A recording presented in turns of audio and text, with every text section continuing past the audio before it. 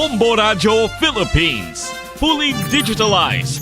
Numero 1 sa balita, komentaryo, drama at serbisyo publiko. Bombo Radio Philippines. Bombo Radio Philippines. Ang inyong number 1 at most trusted radio network in the country. Basta Radio Bombo! Oras sa Bombo Radio Iloilo, Philippines Standard Time, 50 minutos na nakaligad sa takna sining alas 11. Welcome sa pagpangalagad sa Bombo Hanay sa Udto, diri sa DYFM Bombo Radio Iloilo, ang flagship station sa the number 1 most trusted radio network in the country, ang Bombo Radio Philippines. Adlaw kita karon sa Miyerkules, Abril 24, tuig 2024. Sa gihapon inimola ganimo ang kurman, Bombo Chama Blanco Hover. Sa mga nagapanguna dalaguan karon nga mga balita, Department of Education Regional Physics ginkumpirmar nga may napatay ruha ka mga manunudlo sa Santa Barbara Central Elementary School. Apang ginpanginwala nga dito mismo ginbawian sa kabuhi sa sulod sa hulot klasihan. Update sa politika, pitik politika sa aton sining mga kabombo. Congressman Jojo Ang kag Congresswoman Jam Baronda maayo sa gyapon ang pagtamdanay sa piyak sa paggabulagay ni Congressman Jam kag Mayor Jerry Treñas. Sa pihak nga bahin amay nga mayara sa pito ka mga kabataan lunsay minor de edad nagpanawagan sa hamiling nga bulig ang iya utod. Ining nagluntan ba lang pagkalumos no? Sa Maya Barangay Bituon sa distrito sa Haro. Sa dugang pang mga balita update, lalaki nga nagluthang patay sa Arevalo, or naluthangan sa Arevalo, may person of interest na ang aton sinig kapulisan.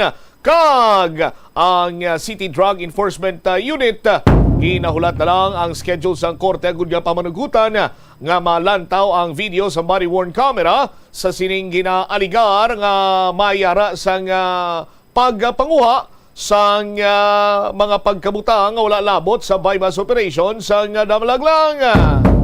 Samtang lalaki patay matapos nakabunggo ang tricycle nga ginamaneho sa isa ka steel post sa barangay Hisena Guzman, Mandurriao, siyudad sa Iloilo.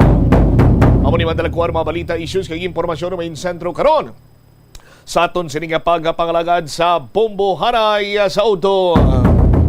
Miyerkules na kita karon sining adlaw, Huwebes na buwas, sa Biyernes sa kolektaho na sa aton sining nga Bombo Patrol ang inyo sining mga entry sa mga drop-box centers naton sa palibot sang probinsya sang Iloilo. May ara ka pa sang tiyempo agud nga makahulog sa imo sining mga entries sa mga kamanuhanan sa mga designated drop-box centers naton sa aton sining karon iya nga nagapadayon nga Buena Mano Salvo Year 18 na promo sang Bombo Radio kag Star FM. Pwede man ikaw sa gyapon makahulog sa imo sining entries diri iya sa studio sang Bombo Radio. Tipunon lamang ang mga masunod sining produkto agud ikaw ang sarang makapasakop. Casino Ethyl Alcohol 99.9 germs patay alaga ang kamay. Isa ka kapsilo konselyo sang label sang Casino in any size or variant. Ang Casino Ethyl Alcohol makabigman naton sa subong iya nga panyempo, isa sa labing importante nga kinahanglanon sa tagsa sini kapuluyan. Bangod ginagakinahanglan kita kag labing importante man ang pag-disinfect sa tagsa sini iya ka tiyempo. For example, sa aton sini nga mga kabombo para makapasiguro kita iyang bacteria-free, germs-free, no? Ang aton sini iyang kamot, no? Nagakadapat nga magamit kita sa Casino Ethyl Alcohol para iya sa pag-disinfect. May tsansa ka pa nga magdaog sang linibo kag cash prizes sa Buena Mano Salvo Year 18 na promo. Orokan, maayos ang buhay mo, isa ka product sticker kun kupon nga may Bombo promo title, sarang na nga maging proof of purchase. Silver Swan tamang timpla, isa ka empty stand pouch o kun paper label, at least 3/4 size ang Silver Swan soy sauce o kun sukang puti. Amo ning nagakumpleto sa aton siniya nga mga lulutuon, bisan gamiton talang gani bilang sausawan sampat na sa aton siniya nga sudan. Our Florete Pawn Shop and Jewelry, your Diamond and Pearl House. Isa ka kupon sa kada, isa ka gatos nga pagbakal o kung pagprenda sa nga item. Sa mga kabombo naton, lapit na lang magtakop sini ang klasihan kung gusto nimo nga hatagan sang reward o kung makabig naton abiti do kasubong iya sini nga mangin remembrance. Ti baklito siya sang relo, baklito siya sang ritos, kulintas, pulsiras, no? Sa may R. Florete Pawn Shop and Jewelry, your Diamond and Pearl House, may chance ka pa nga mangin na milyonaryo. Surf powder, surf liquid, surf Fabcon. Singling pero di mamahalin, isa ka empty sachet sang 65 grams. Cherry Fresh ukon, isa ka empty pouch sang 64 ml liquid Rose Fresh ukon empty sachet sang 25 ml Fabcon Blossom Fresh. Subong iyang chimpo, sampat gini kay nagasingkal pang ineto. Magamit ka sang surf powder, surf liquid, surf Fabcon. Paniguradong mangin mahumot kag manayanaya ang imo sini nga aura. Anong himuon kung nakapili ka na sa imo sini nga proof of purchase? Isulod ang mga proof of purchase sa sulod sang puti nga legal size envelope. Maghambak ka legal size, long ina siya. Sa aton sini mga kabombo sa gwa sang sobre, isulat ang mga masunod: ngalan, address, edad, phone number, pirma, week number 5 kita ni magkalipat week number 5 kita karon kag subong man ang imo sini nga proof of purchase. Ipadala sa Buena Mano Salvo Year 18 promo sa Star FM kag Bombo Radio, care of DYFM Bombo Radio Iloilo, Bapa Street, Iloilo City. Sa aton sini nga mga kabombo, dalagko pagin nga mga cash prizes sa nagaulat sa palabuton sini naton nga Grand Draw. Pero kung gusto mo iyang magpasakop sa daily draw, tidiri kahulog no, sa istasyon sa Bombo Radio sa daily draw naton kada adlaw Lunes tugto Biyernes, nagalawag kita diri sa tatlo sini iya ka mga pangalan, nagapatigay kita sa aton nga daily draw. Gani kung malawagan ang imo sini nga pangalan, sure ball na ina, automatic na ina, nagahulat na diri ang 500 pesos cash plus 500 pesos kabalor sa gift pack. Kung sa barangay draw ka naman iya magpasakop, ang aton sini nga barangay draw, ginapatigayon tani sa mga kabarangayan, sa ginapili naton nga kabarangayan. Kag dira banwa, magapatigayon kita sa barangay draw kung saan napulo ang mga daog sang tag-isa kalibo ka pesos kada isa. Magluwas sila, may mga pahampang makita dira karon nga kung saan ang premyo cash. Gani, ano pa ang ginahulat mo? No, maghimo na sang tuman kada mo sini nga entry sa para dako man ang imo sini nga tsansa nga ikaw ang magdaog ukon ikaw ang maging masunod sini nga may katapos ang Bombo Radio Philippines sa Millionaires Club. Oras sa Bombo Radio Iloilo, Philippine Standard Time, 58 minutos na nakaligad sa tak ng alas 11. Ang detalye sa madalakuan kay mga nagapangunang mga balita inyo bantayan sa padayon nga pagpalayag sa Bombo Anay sa Uto pagganapos ang Bombo Network News. Ilabi na kun major ang imo balaklon, kaangay abis ang balay o kon salakyan nga kinahanglanon mo gid. Apang panugyan bala sa mga eksperto, kun dako gid ang imo baklon, ang cash gihapon ang best, safest kag cheapest nga option. Kun cash ang imo gamiton, malikawan mo ang interest kag sampaw-sampaw nga utang nga masami naga-require pa sang binulan o kon tinuig antes mo mabayaran. Apang paminsara nga kung ikaw may sinuptan sa bangko, mahimo pa ini makatipon sang interest nga mahimo mo bukadon sa tion sang purchase. Ini nga pahanumdom ang ginadulong sa imo sang the number 1 and most trusted radio network in the country, Bombo Radio Philippines. Basta Radio Bombo!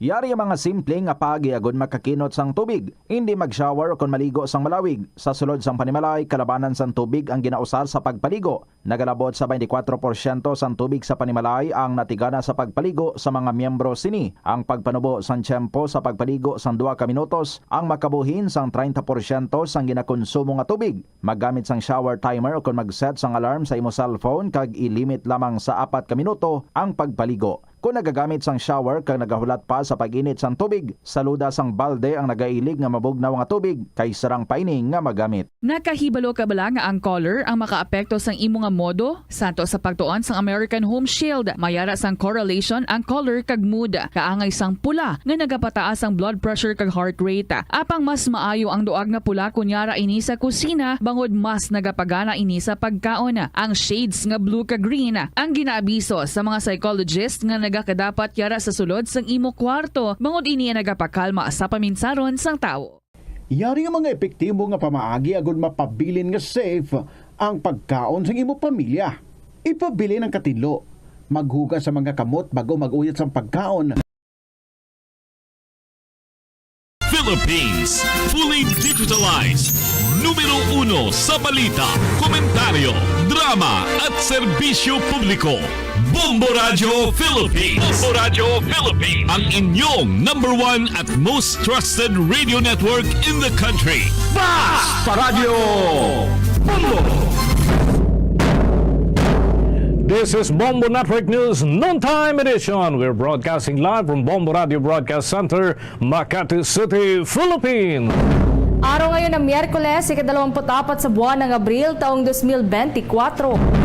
Sa ating mga headlines, nakikiramay buhos sa pagpanaw ni dating Senator Rene Sagisag. Ang grupong Manibela naman kinasuhan ng Quezon City Police District dahil sa mga naging paglabag sa ikinasa nitong 2 araw na tigil pasada. Gross National Product o Gross Domestic Product growth rate dito sa ating bansa ngayong 2024 posibleng pumalo sa 6% ayon sa National Economic Development Authority. Samantala, power outages naman inaasahan na mararanasan ngayong araw ng Miyerkules sa ilang lugar sa Luzon at Visayas na muling isinailalim sa red alert. Ang Mindanao Grid naman nasa yellow alert. Base yan sa datos mula sa National Grid Corporation of the Philippines. Matinding init ng panahon, maaaring magdulot ng mental health illnesses ayon yan sa International Labor Organization. Sa international news, ang Pentagon nakatakdang magpadala ng panibagong $1 billion na military aid para sa Ukraine sa oras na maaprubahan na ito. At sa ating balitang palakasan sa NBA, si Nikola Jokic at Wembayama ay nagagawan para sa Michael Jordan Trophy. Alamin natin kung sino ang mamamayagpag. At live nationwide via satellite, dumako na tayo sa ating mga detalye. Kinumpirma ng pamilya ni dating Senador Rene Sagisag ang pagpanaw ng dating mambabatas sa edad na 84. Ayon kay Rebo Sagisag, labis ang kanilang pagluluksa sa pagyao ng kanilang minamahal na dating mambabatas, guro, kaibigan at magulang. Ipinanganak itong si Sagisag sa Mauban, Quezon noong Agosto 14, 1939. Matatandaan, nanaluklok si Sagisag sa Senado mula noong taong 1987 hanggang 1992 kung saan ay namuno ito bilang chairman ng Senate Committee on Ethics and Privileges. At nagtapos siya ng Bachelor of Arts degree dyan sa St. Benedict College at bilang cum laude. At kalauna naman ay kumuha rin ng Bachelor of Laws na kanyang degree sa kaparehong pamantasan. Napangasawa ni Rene ang kanyang namayapa na rin na may bahay na si Dulce Quintas at kung saan ay pumanaw ito noong taong 2007 sa isang aksidente sa lungsod ng Makati. Naging kapansin-pansin ang naturang pangyayari dahil matapos nga ang insidente ay pinatawad ng dating Senador Rene Sagisag ang mismong nakasagasa sa kanilang sasakyan na kumitil naman sa buhay ng kanyang may bahay. At kaugnay pa rin yan mga kabombo, mga ka-Star Nation, buhos ngayon ang pakikiramay dyan sa pagpanaw ni dating Senador Sagisag. Nakiramay si Senate President Juan Miguel Mig Zubiri sa pagyao ni dating Senator Rene Sagisag na nagsilbi bilang mambabatas noong taong 1987 at presidential spokesperson naman ni dating Pangulong Corazon Cory Aquino. Ayon kay Zubiri, si dating Senador Sagisag ay isang taong may tunay na dangal, dignidad at integridad. Maaring nagsilbi nga ang dating senador ng isang termino sa Senado, ngunit inila naman ito ang kanyang paninilbihan at pagtataguyod sa katarungan para sa bawat Pilipino, kaya tumatak ang kanyang identity at ang kanyang Free Legal Assistance Group ay nakatulong sa maraming tao na walang kakayahan na lumaban para sa kanilang karapatan. Si Sagisag din mga taga-Bombo ay nag-akda ng mga batas hanggang sa ngayon ay nagtataguyod ng pinakamataas na pamantayan sa serbisyo publiko tulad na lamang ng Code of Conduct and Ethical Standards for Public Officials and Employees na siyang nasa Republic Act 6713 at ang Ombudsman Act of 1989 at sad pa ng liderato ng Senado, nag-iwan ang dating senador ng Ligasiya na patuloy na nagiging benchmark para sa maraming kabataang abogado at lingkod bayan. Nakikisa rin sa pakikidalamhati si Senator Chis Escudero at kaugnay nga ng pagpanaw ng dating senador na si Sagisag. Inilarawan ni Escudero si Sagisag bilang isang makabayan, nasyonalista at isang tapat na lingkod bayan. Noong panahon ng martial law, si Sagisag anya ay isang kilala bilang oposisyon na nagtatrabaho bilang isang human rights lawyer at ginampanan nito ang mahalagang papel bilang unang tagapagsalita ni dating Pangulo Corazon Aquino kasunod ng 1986 People Power Revolution.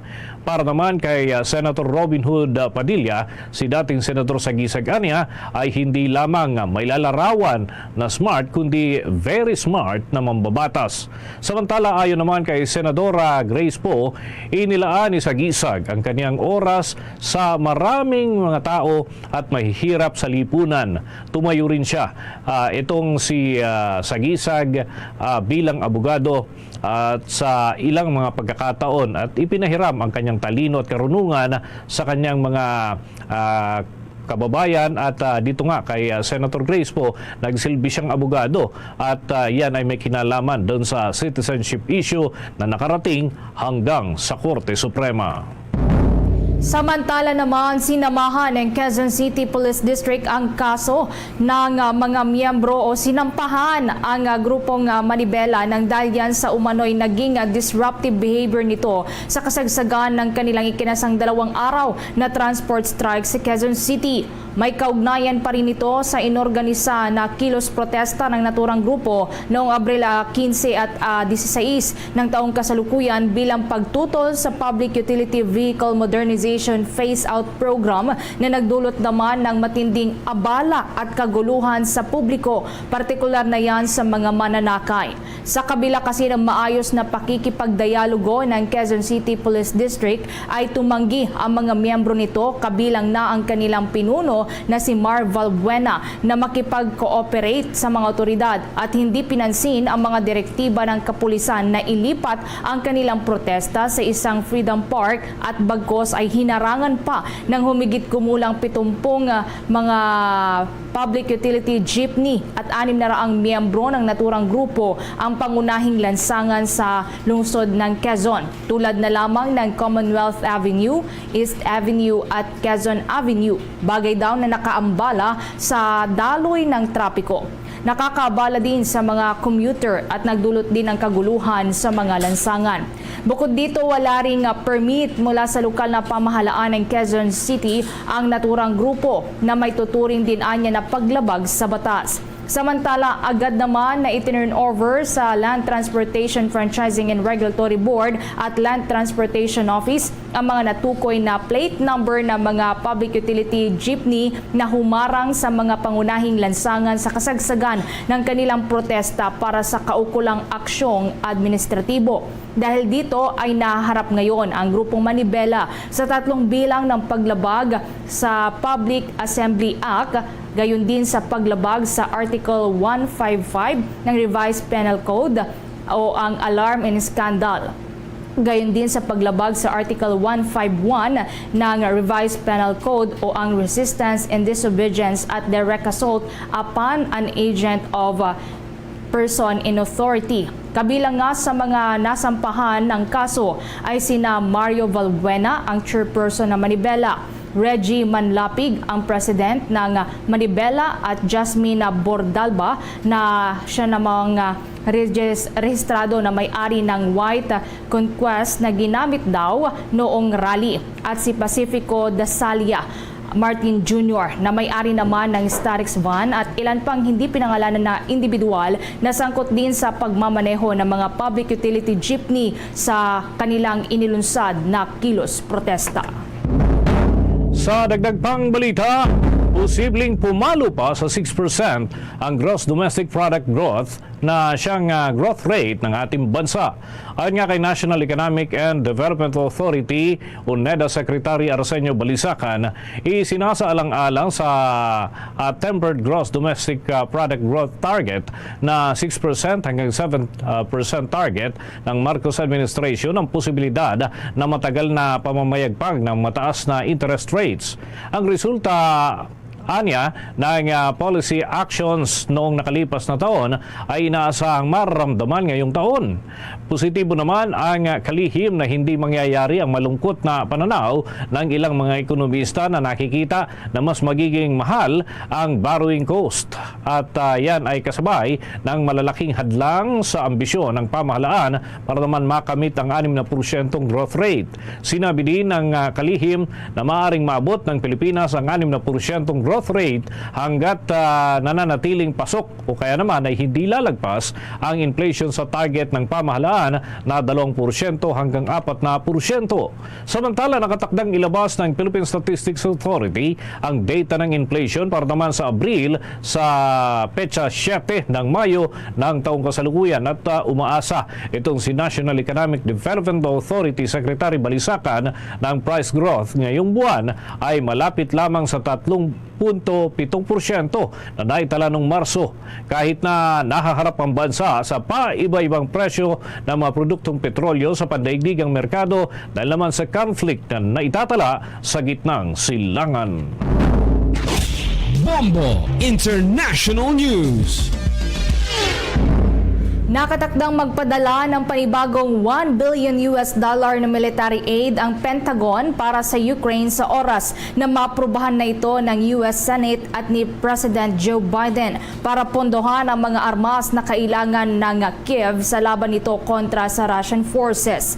Ang naturang desisyon ay matapos na rin ang ilang buwang pagkakabinbin ng naturang military aid sa gitna ng pagkakahati-hati ng mga miyembro ng US Congress para pondohan ito na nagpwersa naman kay House Speaker Mike Johnson na i-assemble ang bipartisan coalition para lamang maipasa ang naturang bill.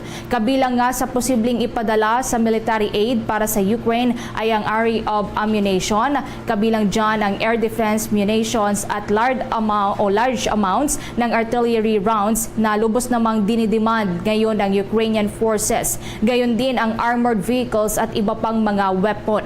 Ayon kay Pentagon Press Secretary Major General Pat Ryder, hindi pa niya makumpirma ang detalye sa panibagong military aid package. Subalit sinabi nito na mayroong matatag na logistical system ang Amerika na nakalatag para ipinundar daw sa nakalipas na 2 taong pagpapadala na rin ng mga armas para sa Ukraine at ginagawa din nito ang lahat ng kanilang makakaya para mabilis na makatugon sa oras na malagdaan na ang naturang bill. Sinabi din ng Pentagon official na mayroon daw storehouses ang Amerika ng military equipment doon sa Europa na maaaring itap para makakuha ng military aids para sa Ukraine sa loob lamang yan ng ilang araw. Ang naturang anunsyo ay sumasalamin na rin sa pangako ni US President Joe Biden para sa Ukraine noong Lunes sa kanyang pagtawag kay Ukrainian President Volodymyr Zelensky na magpapadala ang Amerika ng mga air defense weapons na lubhang kailangan ngayon ng kanilang mga sundalo. Samantala, nagbabala ang International Labor Organization sa mga manggagawa hinggil sa posibleng dulot na mental health illnesses dahil naman sa matinding init ng panahon na nararanasan ngayon dito sa ating bansa. Ayon nga sa nasabing ahensya, bukod kasi sa panganib ng heat stroke at stress, maaari rin na makaramdam ang mga manggagawa ng stress at anxiety na maaaring mauwi sa depresyon at kapag hindi kinaya ay baka humantong din sa mas malalang sitwasyon. Ito mano ay maaaring mangyari kung sakali na pinili ng mga empleyado na umalis sa kanilang trabaho dahil sa nakakapasong init na nararanasan doon sa kanilang mga lugar ng trabaho. Dagdag pa ng International Labor Organization, halos nasa 2.4 na bilyon na mga tao ang nagtatrabaho na direktang bilad sa sikat ng araw. Kaya naman agad na umaksyon dito ang Department of Labor and Employment dahil kung matatandaan ay nagsagawa ito ng mga pulisiya upang makatulong para sa mga manggagawa. Ilan sa mga ito ay ang pagbibigay ng sapat na ventilasyon at pag-a-adjust ng kanilang oras ng pahinga, pagkakaroon ng komportabling uniforme na naaayon sa temperatura at pagbibigay na rin ng sapat na proteksyon upang labanan ang matinding init sa kanilang mga pinagtatrabahuhan. Samantala, abiso muna po dahil inaasahan na mararanasan ang power outages sa ilang lugar sa Luzon at Visayas kasabayan ng muling pagsasailalim sa red alert status dyan po sa may Luzon at Visayas grid ngayong araw ng Miyerkules, Abril 24. Ayon sa inilabas nga na grid alert status ng National Grid Corporation of the Philippines kaninang umaga, ipapairal ang red alert sa may Luzon grid mula alas 3 ng hapon hanggang alas 4 yan ng hapon. Habang ang yellow alert naman ay mula alauna hanggang alas 3 yan ng hapon at 4 p.m. hanggang 10 p.m. Ang available capacity naman doon sa Luzon grid ay nasa 14,241 megawatts at inaasahan daw na magpipik ang demand ngayong araw sa 13,643 megawatts. Habang doon naman sa Visayas grid, pinairal ang red alert mula ngayong alas 12 yan ng tanghali hanggang alas 5 ng hapon at mula 6 p.m. hanggang 8 p.m. Pinairal naman ang yellow alert kaninang alas 10 po yan ng umaga hanggang kaninang alas 12. Mamaya nga 5 p.m. din hanggang 6 p.m. at mula 8 p.m. hanggang 9 p.m. Ang available capacity naman doon sa Visayas grid ay nasa 2,462 megawatts kung saan inaasahan na magpipik ang demand doon sa Visayas sa 2,525 megawatts. Samantala sa Mindanao grid naman, pinairal ang yellow alert kaninang 10 a.m. hanggang mamaya pa 4 p.m. Ang available capacity naman doon sa may Mindanao grid ay nasa 2,761 megawatts habang ang peak ng demand ay inaasahan na papalo sa 2,614 megawatts. Samantala, inilalagay nga sa red alert status ang grid kapag ang power supply ay hindi na sapat upang matugunan ang pangangailangan ng mga consumer at ang transmission grid na kinakailangan para sa regulasyon. Habang ang yellow alert naman ay pinairal kapag ang operating margin ay hindi na sapat upang matugunan ang mga kinakailangan na contingency ng transmission grid.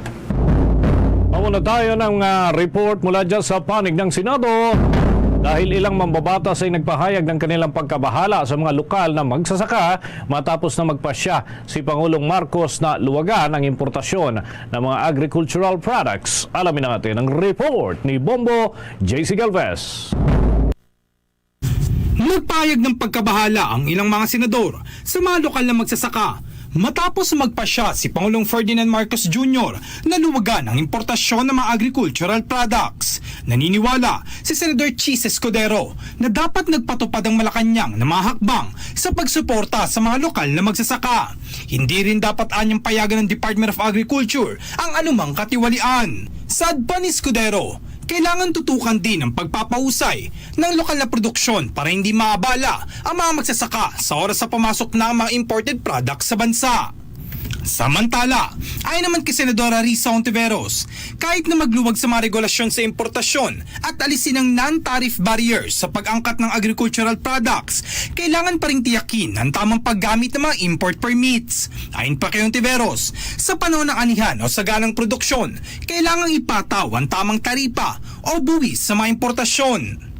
Naniniwala naman si Senadora Cynthia Villar na chairman ng Senate Committee on Agriculture na kapag pinagali ang proseso sa importasyon gaya ng utos ng Pangulo, mas murang maibebenta ang mga produkto sa mga consumers. I'm very supportive kasi sa binasa ko yung kanyang order, ilelesen ang parang padadaliin ang ease of importing para hindi yung tariff. Yung tariff will remain the same. But yung paperwork ng importation, mas madali. That means mas hindi mahihirapan yung mga importers. So pag hindi sila nahihirapan, mas mura nila maipagbibili yung produkto nila. Samantala, para naman kay Senate Committee on Cooperatives Chairperson Senadora Amy Marcos, malabo na maramdaman ang pagbaba ng presyo ng bigas sa pamagitan ng importasyon lalo't katatapos lamang ng anihan. Ngunit iginit ng Senadora na makakaapekto naman ito sa local producers, partikular na sa mga magsasaka ng sibuyas na ibinibenta ng palugi o presyo na mas mababa sa production cost. Okay naman yung Administrative Order 20, pero kasi yung ibang mamayan natin, inaakala na agad-agad, agaran mababagsak ang presyo. Ang aking kaba, hindi naman i-impact yan sa presyo ng bigas. Higit sa lahat dahil maganda naman yung effort ng AO20 dahil ang minimiti nito ay ibaba yung presyo ng bigas. Although, ng bigas at ng pagkain, no? Talagang nais ng AO20 na ibagsak ang presyo. Ngunit, sa palagay ko, sa pangunahing bilihin ng bigas, baka hindi makakatulong ito ng masyado pagkat alam natin yung imported kataas-taas na. Whether yung well-milled or broken, talagang record prices, pati Thai rice, pati Vietnamese rice, anumang rice, talagang matindi. At ito na siguro yung pinakamababang presyo sa lokal dahil katatapos lang ng anihan at putukan bodega, maraming ani. Para sa Bombo Network News, ako si Bombo JC Galvez, nag-uulat para sa #1 and most trusted radio network in the country, Bombo Radio Philippines, Basta Radio. Bombo! Commute time, iced coffee time. It's Dunkin' Coffee time. Ketchup time, Spanish latte time. It's Dunkin' Coffee time. Right time, hot brewed coffee time. It's Dunkin' Coffee time. Anytime is the best time for Dunkin' Coffee. With a signature taste and variety of flavors, best enjoyed anytime, anywhere. Anong time na? It's Dunkin' Coffee time. At ngayon, sa pagpapatuloy ng iba pang pangunahing mga balita. Kontento si Pangulong Ferdinand Marcos Jr. sa takbo ng tulong na inihahatid sa mga apektadong sektor ng El Nino phenomenon, kagaya na lamang ng mga magsasaka. Ayon sa punong ehekutibo na maganda naman ang hakbang ng iba't ibang departamento kung pag-uusapan ay pagpapadala ng tulong sa mga kinaukulan. Pagtiyak naman ng presidente na hanggat may pangangailangan ng mga magsasaka at residente, patuloy daw na apektado ng tagtuyot ay magpapatuloy din ang hakbang ng pamahalaan na maghatid ng kailangang mga tulong. Panawagan lang ng Pangulo na mangyari sana ay ipaabot sa kanila ang kailangan nilang mga tulong sa pamamagitan ng local government units nang sa gayon ay mabatid nila kung ano ang mga maipapadalang tulong. Kahapon nga ay pinangunahan ng Pangulo ang pamamahagi ng assistance sa mga magsasaka na kung saan ay umaabot sa 2,000 benepisyaryo doon sa San Jose Occidental, Mindoro ang nabiyayaan. Kaugnay yan, pakinggan po natin ang bahagi ng pahayag ni Pangulong Ferdinand Marcos Jr. I think maganda naman siguro ang takbo so far ng pagpadala ng tulong na ginagawa ng ating mga iba't ibang departamento at we will continue all of this pagka meron pang pangangailangan. I think Bahagi po yan ang pahayag ni Pangulong Ferdinand Marcos Jr. Samantala, binatikos ni Bukidnon 2nd District Congressman Jonathan Keith Flores ang bagong pulisiya ng Philippine National Police na nagbabawal doon sa pagkakaroon ng tattoo para naman sa mga kasalukuyang personnel at mga aplikante ng pambansang pulisya. Ayon kay Flores, makalumang kaisipan na ang stereotyping laban sa mga tao na merong tattoo at hindi rin ito basihan ng pagiging mabuting tao o kaya naman ay may good moral conduct. Wala rin niyang kinalaman sa kakayahan at kasanayan sa pagiging pulis ang pagkakaroon ng tattoo. Kaya naman ang pagban dito ay hindi maiuugnay sa usapin ng pagtasa ng kakayahan ng isang tao. Paliwanag pa ni Flores, maaaring maikonsidera bilang unconstitutional ang diskriminasyon sa mga taong may tattoo na nagpapakita lang ng simbolo ng pagpapahayag ng pananampalataya, pag-ibig at asosasyon. Illegal at wala raw basihan sa umiiral ng batas ang punto ng tagapagsalita ng pambansang pulisya hinggil sa negatibong imahe sa publiko, kasama na sa klasifikasyon at ganoon din yung diskwalifikasyon naman sa mga merong mga tato na nakapaloob sa Section 30 ng Republic Act 6975. Dagdag pa ng kongresista, tila ang Philippine National Police pa ang kailangan ng orientation dahil ang pananaw ay hindi nakabase sa bagong realidad ngayong 21st century. Sa ibang balita pa, malamig ang ilang mambabatas sa panukala na maglagay ng motorcycle lane sa EDSA. Ayon kay House Deputy Minority Leader Bernadette Herrera, para fair o patas daw sa lahat, palawigin ang busway access at doon padaanin ang mga UV Express at cargo trucks na may sakay ng mga perishable at essential goods. Kung itutuloy-an niya ang plano ng Department of Transportation at Metropolitan Manila Development Authority, iginiit ng mababatas na dapat ang natitirang lanes doon sa EDSA ay eksklusibo para sa mga pribadong motorista. Katwiran pa ng kongresista na may sakay ng maraming pasahero ang UV Express, kaya makukonsidera sila sa busway access gaya ng mga pampasaherong bus.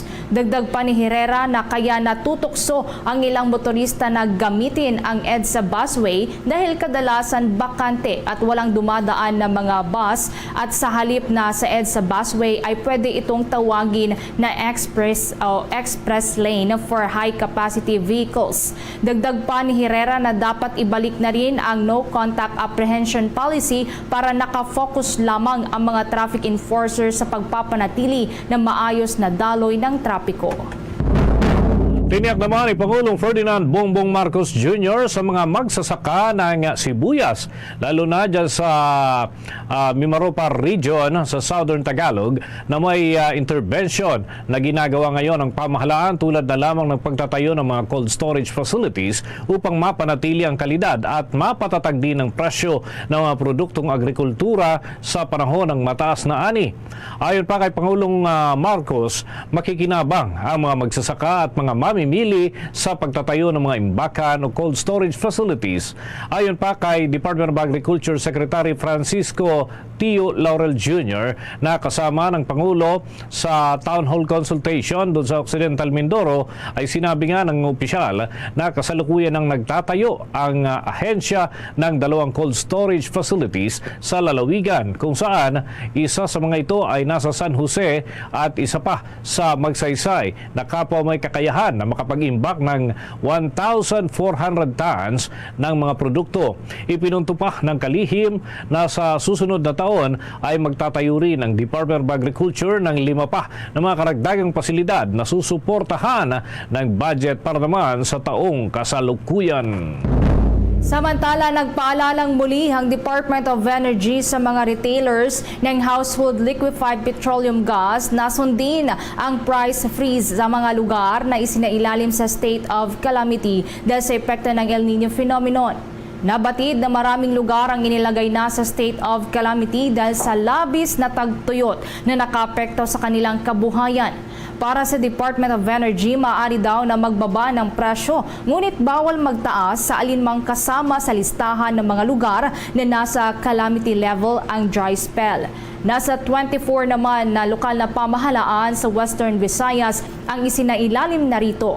Habang umiiral din ang kaparehong deklarasyon sa Sultan Kudarat, ilang lugar naman sa South Cotabato at bayan ng Sara Cotabato, ang price freeze ay umiiral nga ng 15 araw matapos ideklara ang state of calamity dahil sa epekto ng El Nino. Hindi naman inaalis ng Department of Energy ang posibilidad na madagdagan pa ang mga lugar na magkaroon din ng ganitong deklarasyon.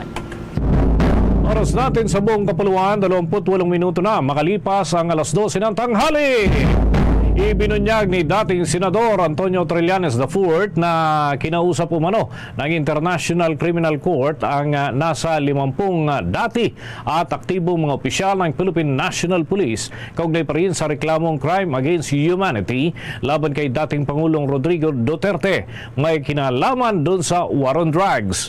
Sa inilabas na pahayag nga ng dating mambabatas ay sinabi nito na nakatanggap siya ng highly credible information na kinausap ng mga investigador ng International Criminal Court ang mga opisyal ng Philippine National Police na inaakusang sangkot sa drug war ng dating Duterte administration. Nangangahulugan umano ayon kay Trillanes na maaaring iuri ng International Criminal Court investigators ang mga opisyal bilang co-suspect. At yan ay kapag hindi nakipagtulungan ang mga ito sa investigasyon.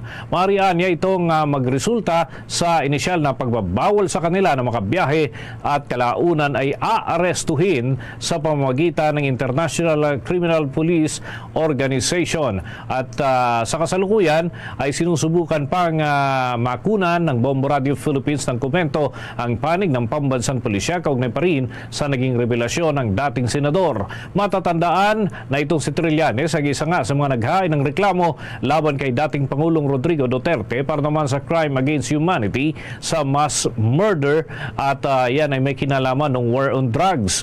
Noong Enero ng taong kasalukuyan ay sinabi din ng dating senador na nasa Pilipinas ang mga investigator ng International Criminal Court at noong Disyembre ng nakalipas na taon ay sinasabi na nasimula na ang pagkalap ng impormasyon at posibleng ma-issuehan na ng arrest order si dating Pangulong Duterte sa lalong madaling panahon. Subalit muling iginit naman ni Pangulong Ferdinand Bongbong Marcos Jr. kamakailan lamang na hindi ipapasakamay ng Pilipinas si dating Pangulong Duterte sa International Criminal Court dahil hindi kikilalanin ng bansa ang warrant of arrest na ipapadala ng International Criminal Court laban sa dating Pangulo.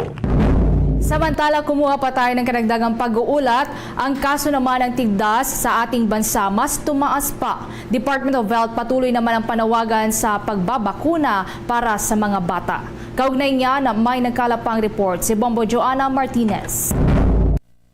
Patuloy na nananawagan ang Department of Health sa mga magulang na pabakunahan ang kanilang mga anak kontra tigdas. Ito ay sa kadahilan ng nakapagtala ang nasabing ahensya ng hindi bababa sa 1,817 na mga kaso ng tigdas mula Enero 1 hanggang 13 ng Abril ng taong kasalukuyan. Sa katunayan, ang naitalang bilang ng kaso ng tigdas ngayong taon ay mas mataas ng halos 5 beses kumpara sa dating bilang nito noong nakaraang taon na mayroon lamang na 374 na kaso ng nasabing sakit. Nilinaw naman ni Department of Health spokesperson Assistant Secretary Albert Domingo na ang tigdas ay isang virus na maaaring lumabas anumang oras.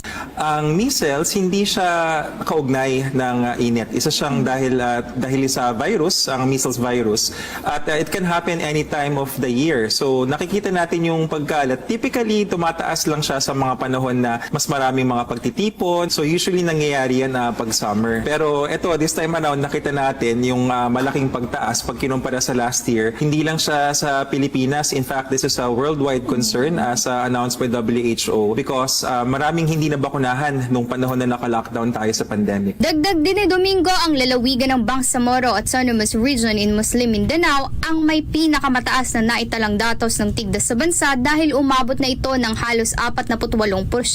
Habang sinundan naman ito ng Region 3 o Central Luzon na may 8%.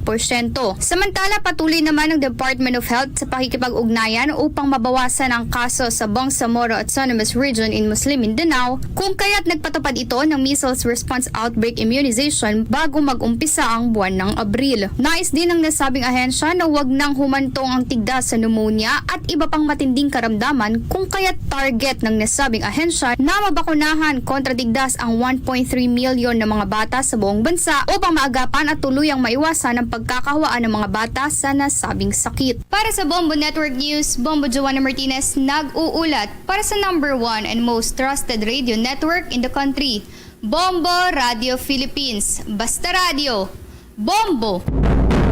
Makakaranas ng water service interruption sa ilang bahagi ng Metro Manila at Rizal para sa loob ng linggong kasalukuyan. Batayan sa naging abiso ng Maynilad at Manila Waters ay maaaring magsimula ngayong araw. Sa magkakahiwalay nga na pahayag ay nag-abiso ang naturang mga kumpanya ng tubig na kapwa magsasagawa sila ng regular maintenance activities tuwing off-peak hours, at layunin nito na tiyaking nananatiling nasa maganda ang kondisyon ng kanilang mga distribution system. Kabilang sa mga lugar na maapektuhan ng maintenance schedule ng Maynilad at Manila Water ay ang ilang bahagi ng Navotas City, Caloocan City, Quezon City, Valenzuela City, Makati City, Marikina at Taguig, pati na ang ilang bahagi ng lalawigan ng Rizal. Dahil dito ay naabisuhan ang mga water concessionaire at yan ay may kinalaman pa rin sa kalagayan ng kanilang mga customer na magtipid at mag-imbak ng sapat na tubig para naman sa kanilang mga pangangailangan, habang nagpapaalala ang mga kumpanya na manatili sa pagtitipid nga ng iba't ibang pamamaraan, at yan ay sa loob ng mga susunod na araw habang hindi pa na ay re-repair o na isasaayos yung mga pasilidad na tinutukoy nga ng naturang mga water concessionaire. Iba pang balita, target ng Department of Migrant Workers na maiuwi na sa Pilipinas ang mga labi ng 3 overseas Filipino workers na nasawi dahil sa baha doon sa United Arab Emirates sa mismo o bago ang Abril 27. Ayon kay Migrant Workers Officer in Charge Undersecretary Hans Leo Kakdak, pinoproseso na ng Migrant Workers Office ang kailangang mga dokumento para ma-repatriate ang mga labi.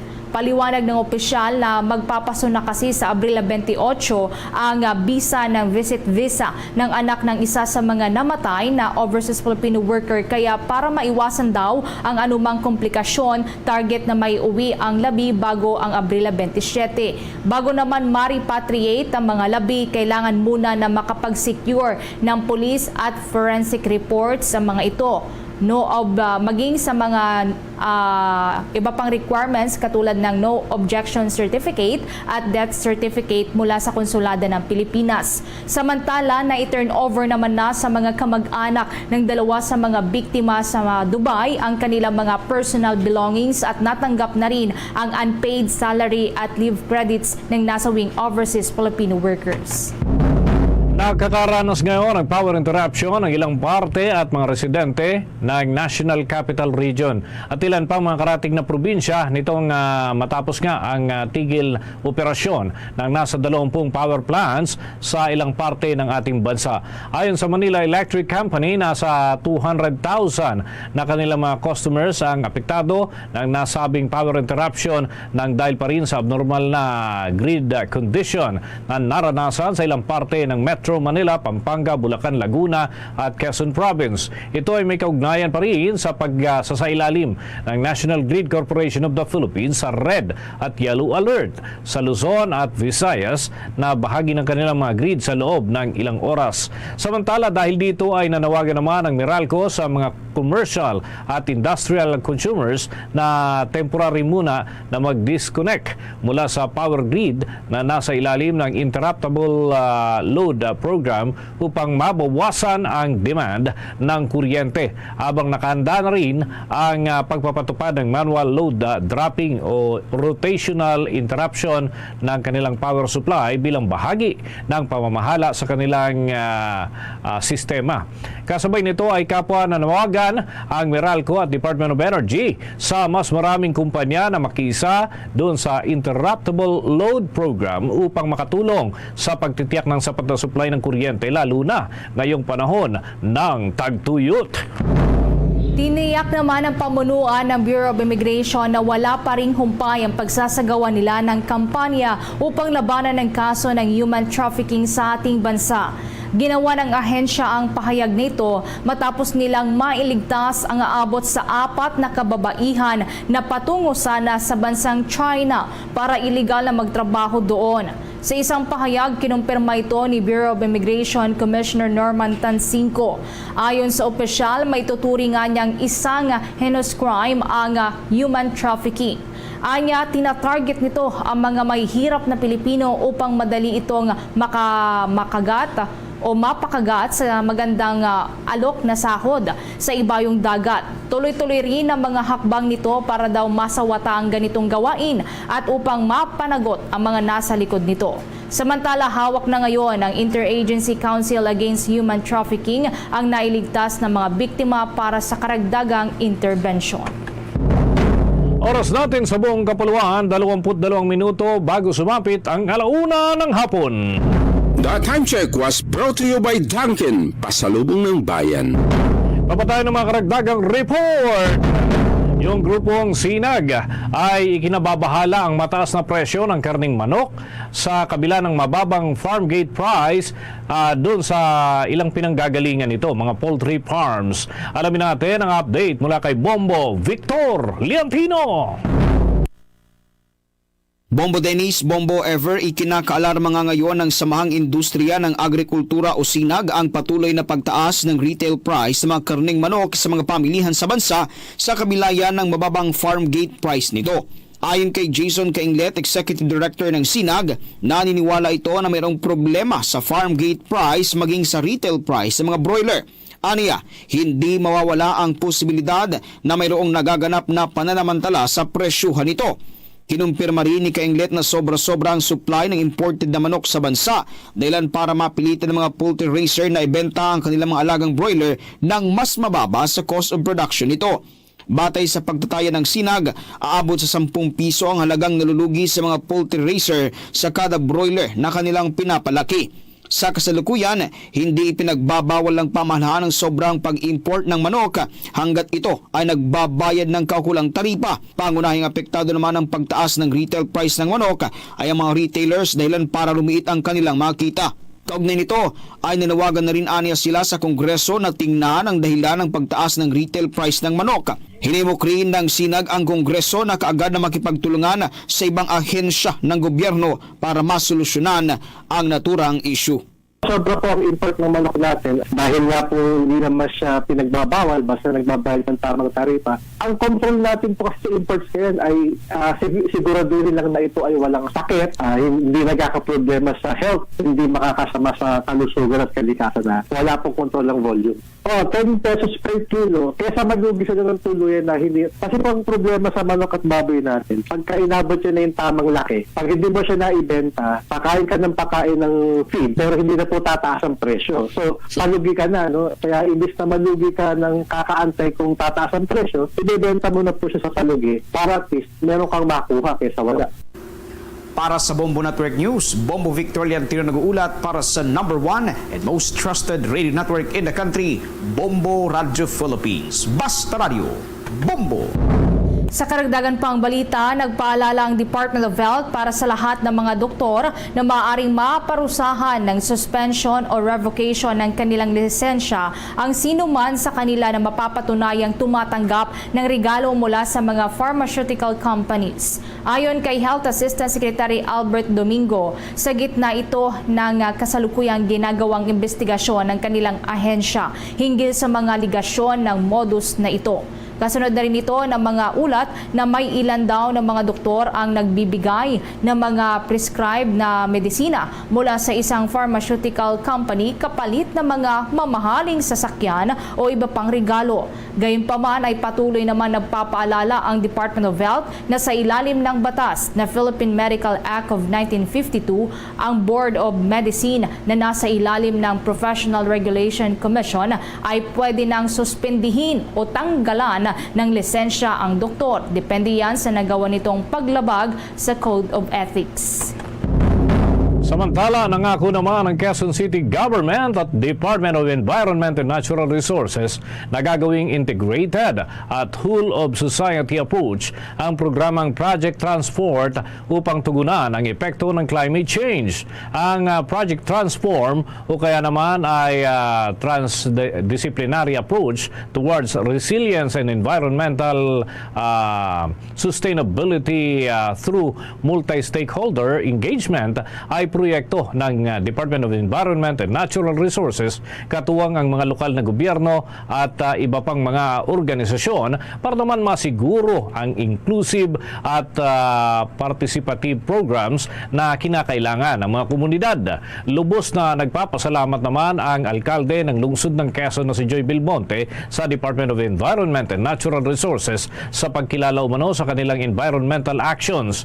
Naniniwala ang opisyal na ang proyektong ito ay magdudulot ng mas sustainable at inclusive na climate initiatives para naman sa mga residente ng kanilang lungsod. Ikinalugod naman ni Department of Environment and Natural Resources Secretary Maria Antonia Yulo Loizaga ang 14 na puntos ng kanilang agenda dyan sa Quezon City Government, kabilang na ang environmental protection at climate change at kung saan ay kinikilala umano ng kanilang ahensya ang commitment ng Quezon City para naman sa sustainable environmental conservation efforts, kung saan ay pakikinabangan umano ng mga susunod pang henerasyon.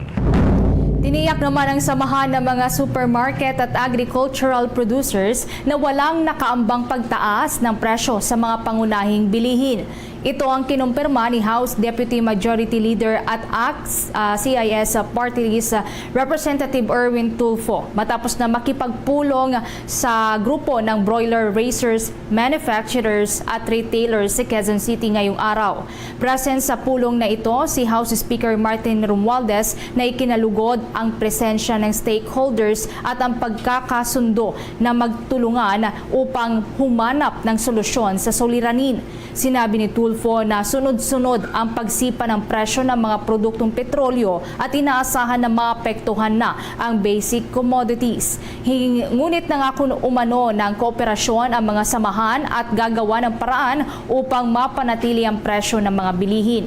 Kabilang nga sa mga dumalo sa pulong ang Philippine Amalgamated Supermarkets Association, ang Samahang Industriya ng Agrikultura o ang SINAG, ang United Broiler Raiser Association at Philippine Egg Board. Samantala, naglabas naman ng guidelines ang Department of Social Welfare Development. Yan ay patungkol sa isang programa upang maiwasan ang tumataas na bilang ng teenage pregnancy sa ating bansa.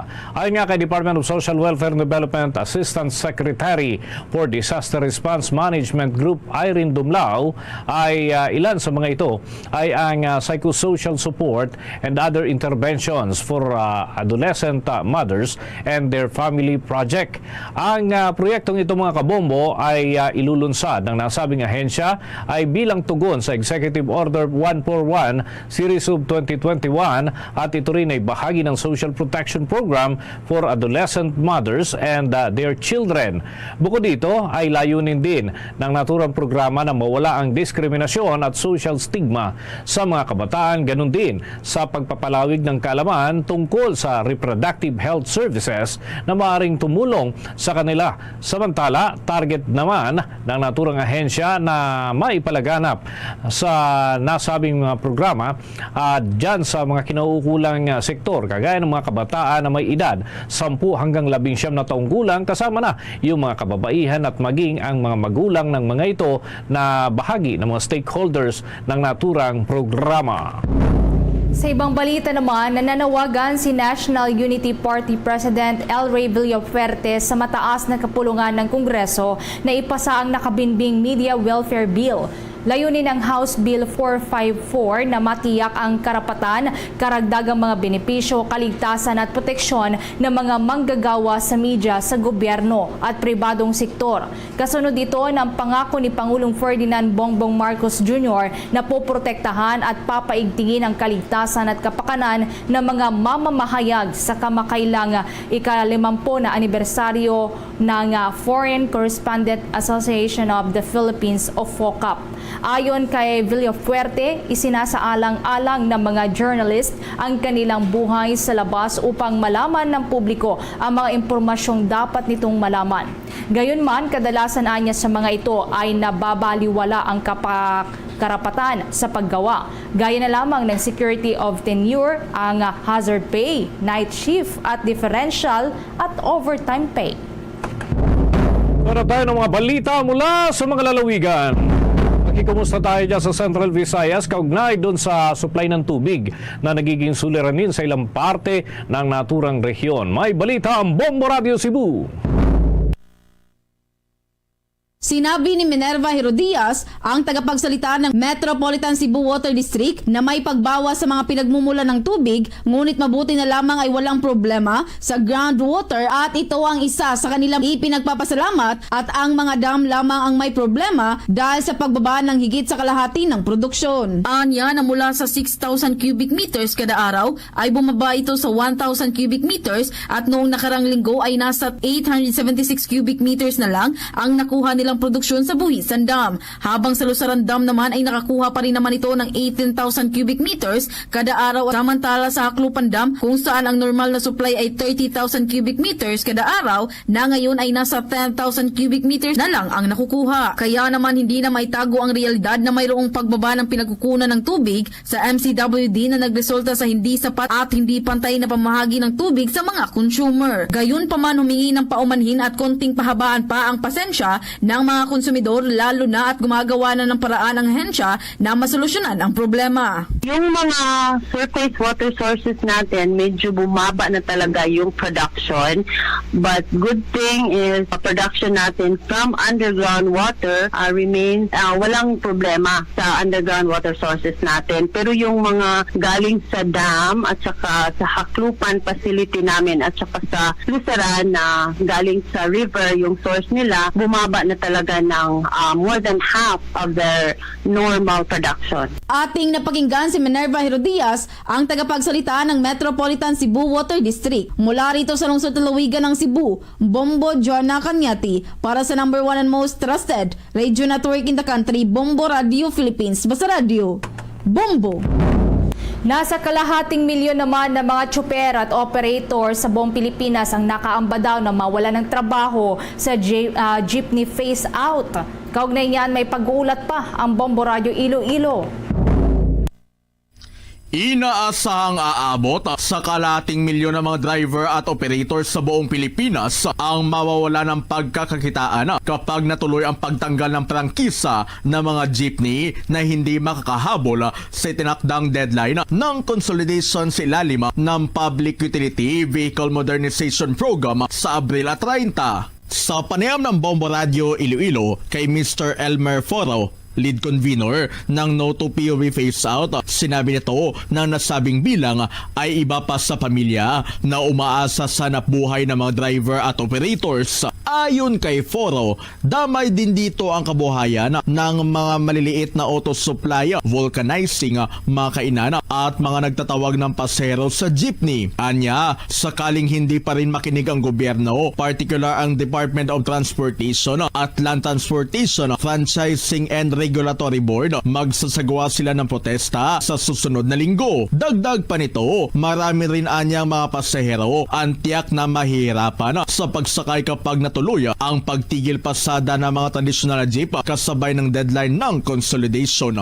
Sa tingin natin ay napakarami yung masisiraan ng hanap buhay sa buong bansa at ito ay aabot pa rin hanggang mahigit sa kalahating milyon ng mga drivers at operators at pamilya nito. Ang direktang maapektuhan nitong compulsory consolidation kung di kaya masisira yung kabuhayan nila. Ang lead convener ng No to POV Phase Out na si Mr. Elmer Foro para sa Bombo Network News.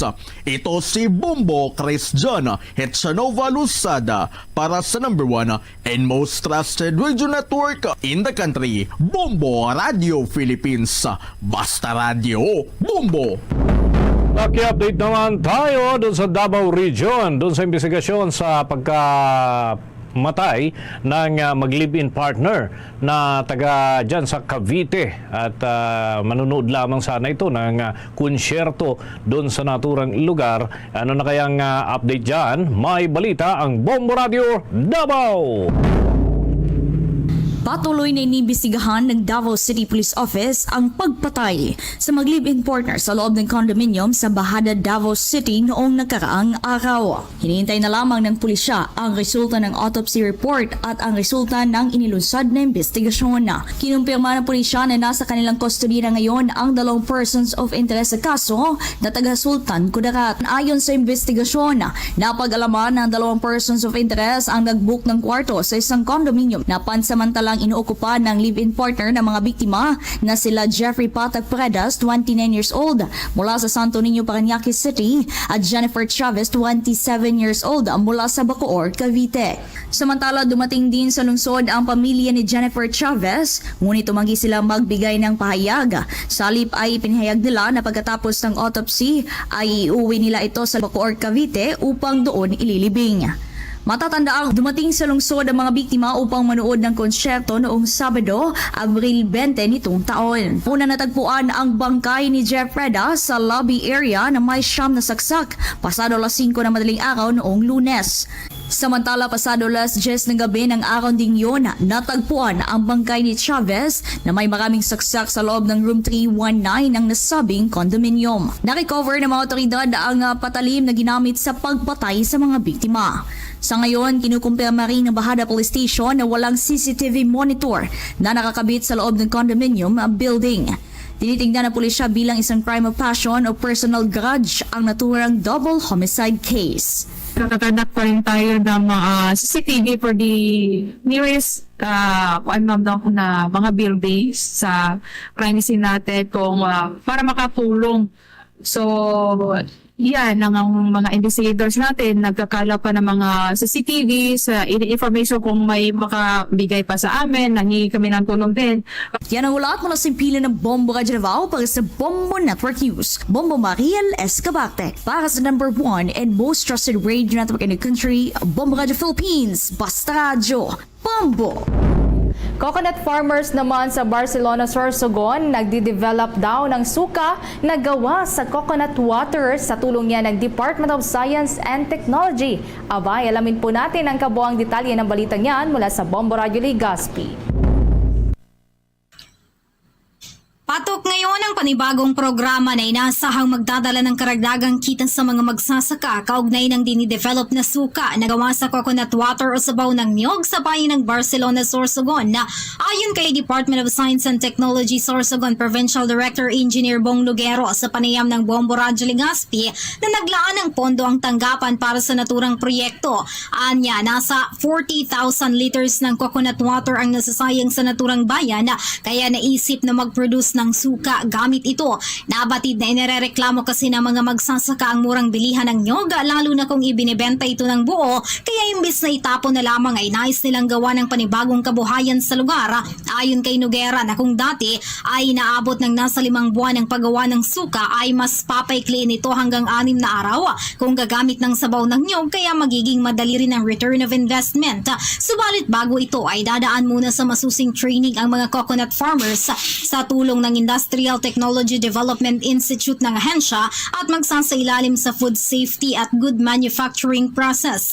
Dagdag pa ng opisyal na oras na makapag-produce na ng naturang produkto ay hindi agad ipapalabas sa merkado dahil sasailalim pa sa laboratory testing and analysis upang masigurong ligtas gamitin. So mas preferred po natin yung gawa kasi nakikita natin kung paano ginagawa yung suka dito sa ating locality. Opo. So dadaan po yan sa food safety, magti-train po sila sa food safety and good manufacturing practices na training para po katulad po nung ating mga commercial na tinitinda na suka, ganun din po yung mapuproduce nila na quality. Para sa Bombo Network News, mula rito sa Bombo Radio Legazpi, ito si Bombo Romela sa Kayan Wanda sa nag-uulat for the number 1 and most trusted radio network in the country, Bombo Radio Philippines, Basta Radio, Bombo! At mga kabombo, mga ka-Star Nation, tuloy-tuloy pa rin sa pagsubaybay sa ating mga himpilan ng Bombo Radio Philippines, Luzon, Visayas man o rehiyon ng Mindanao.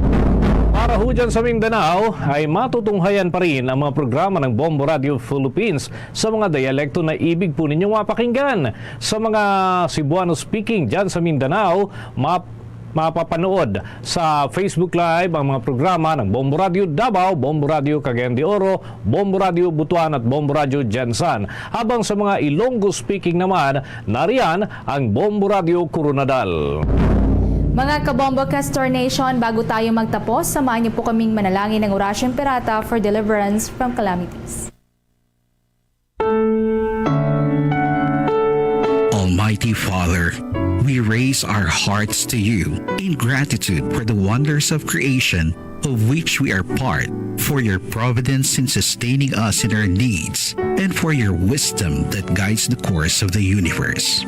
We acknowledge our sins against you and the rest of creation, nature. We have confused your command to subdue the earth. The environment is made to suffer our wrongdoing, and now we reap the harvest of our abuse and indifference. Global warming is upon us. Typhoons, floods, volcanic eruption, and other natural calamities occur in increasing number and intensity. We turn to you, our loving Father, and beg forgiveness for our sins. We ask that we, our loved ones, and our hard-earned possessions be spared from the threat of calamities, natural and man-made. We beseech you to inspire us all to grow into responsible stewards of your creation and generous neighbors to those in need. Amen.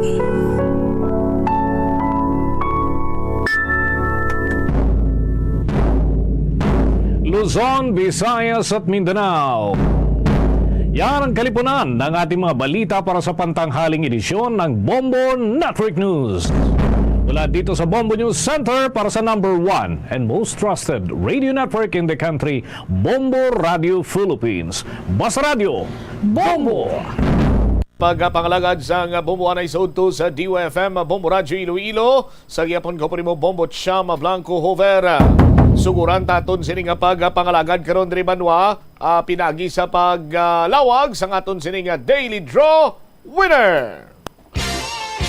Buena Mano Salvo Year 18 ng Bombo Radio at Star FM. Narito na ang isang nanalo ng 500 pesos in cash at gift pack ngayong araw.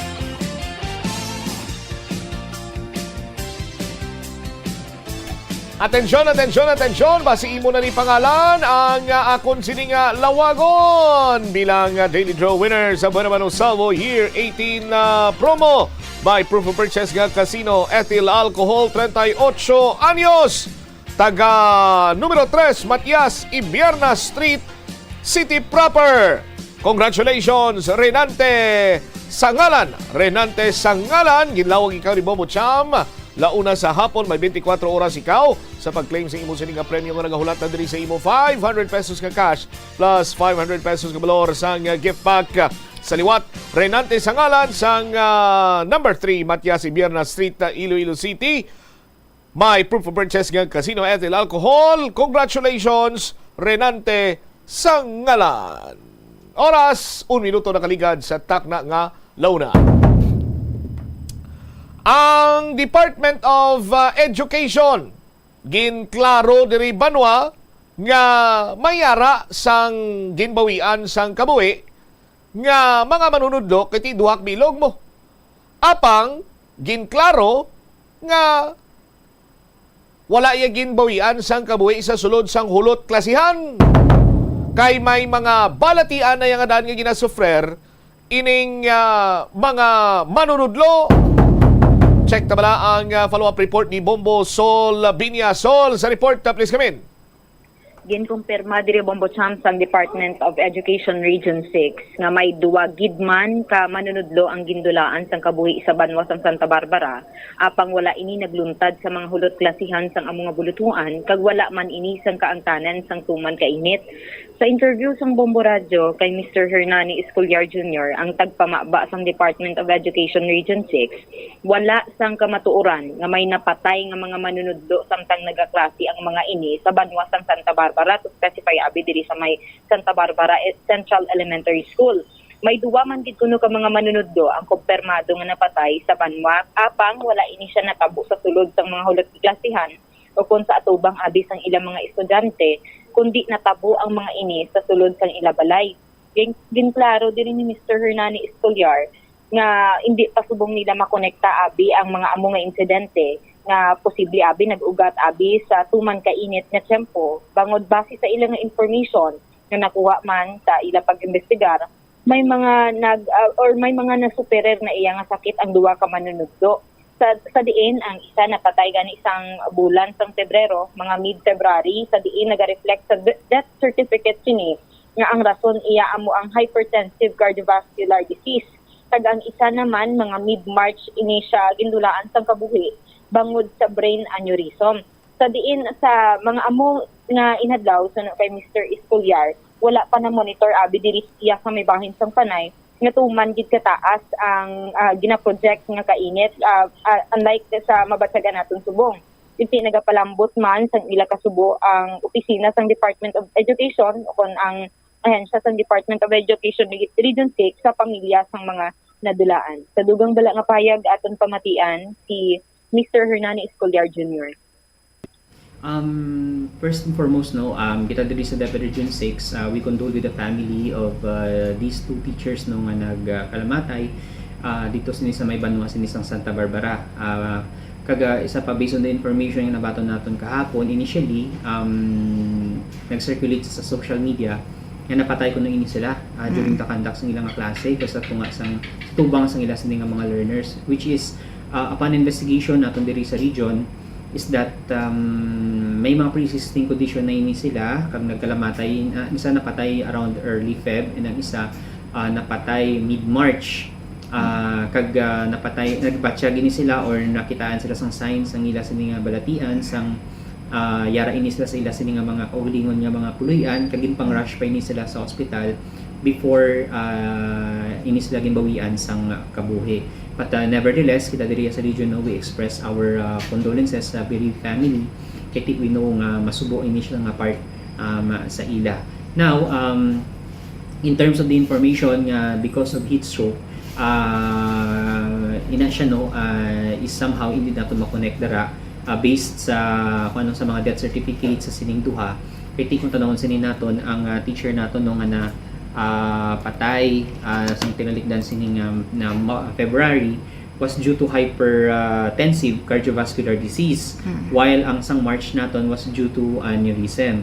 Now, kung tanawon sinin naton during these months, February and March, particularly early Feb and late mid-March, wala pa kita diri sa may monitor diri sa may Region 6, especially diri sa Panay Island na mataas na heat index. But the first few divisions na nag-shift to alternative delivery mode because of the extreme heat or high heat index na forecast sa ilang area was in Negros Occidental. Diri sa Panay Island, somehow medyo conducive pang aton sa nga situation. So but nevertheless currently kita sa DepEd because of this situation padayon kita yang naga emphasize gid nung ginatagan ginaton sa emphasis sa field, especially sa schools naton, that we really need to protect each and everyone, including our learners and personnel. Nabatian diri ang kabahin sang aton nga interview kay Mr. Hernani Escolar Jr. Bombo Cham.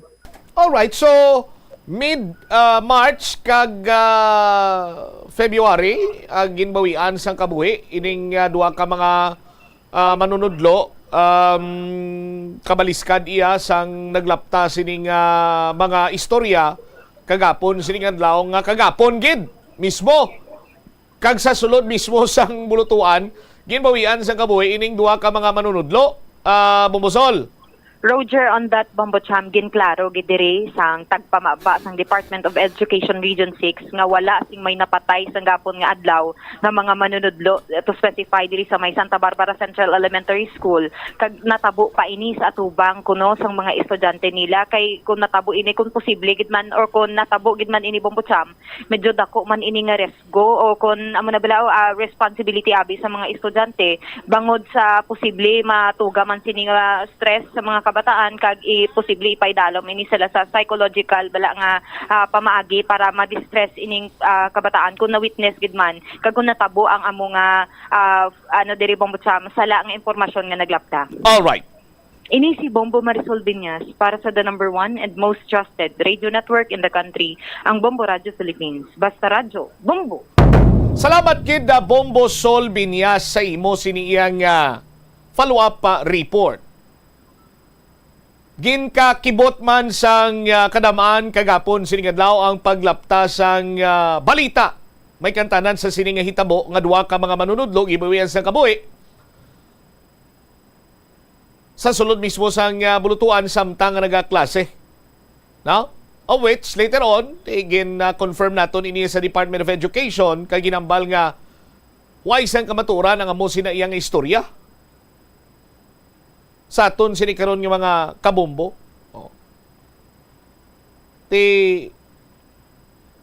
Nagakadapat gid nga mangin careful kita sa mga pagpagwa sang informasyon. Nagakadapat nga aton sinipasiguraduhon ang mga facts nga ginagather. Kag amo iya ang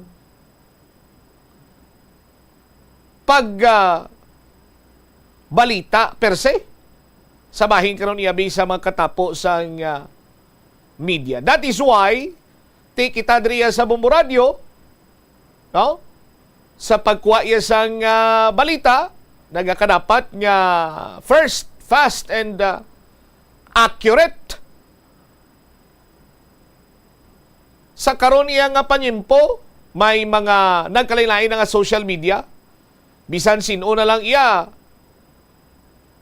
sarang nga makapagwa sang impormasyon. Pero labing importante sinadira nga checkyaron anay kung bala credible ining imo nga source orang ginahalinan sang balita sa aton sini nga mga kabumbo kay hindi man lango-lango ining balita nga duha ka manunudlo na patay sa sulod sa bulutuan bangod sa tuman nga kainit. And it turned out nga ang isa una na yung gimbawian sang kabuhi sadtong bulan sang Pebrero, ang isa sining tunga-tunga lang sang Marso. Ti tama gid kalayo sa aton sini nga mga kabumbo.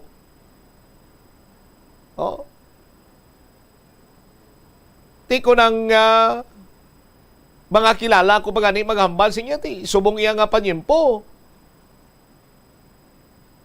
Bangod man iya sang social media. May ginsugo lang to iya nga mabakal sang langgaw sa Tiangge. Pagbalik ya, makadeklara na siya nga content creator siya or kung ano man siya nga sahi isang source of information dira abi through social media. Pero nabutang naman karon sa alang-alang ang accuracy sang impormasyon. Kag daw halos tanan daw gusto mangin una sa pag-break sang balita sa aton sini nga mga kabumbo.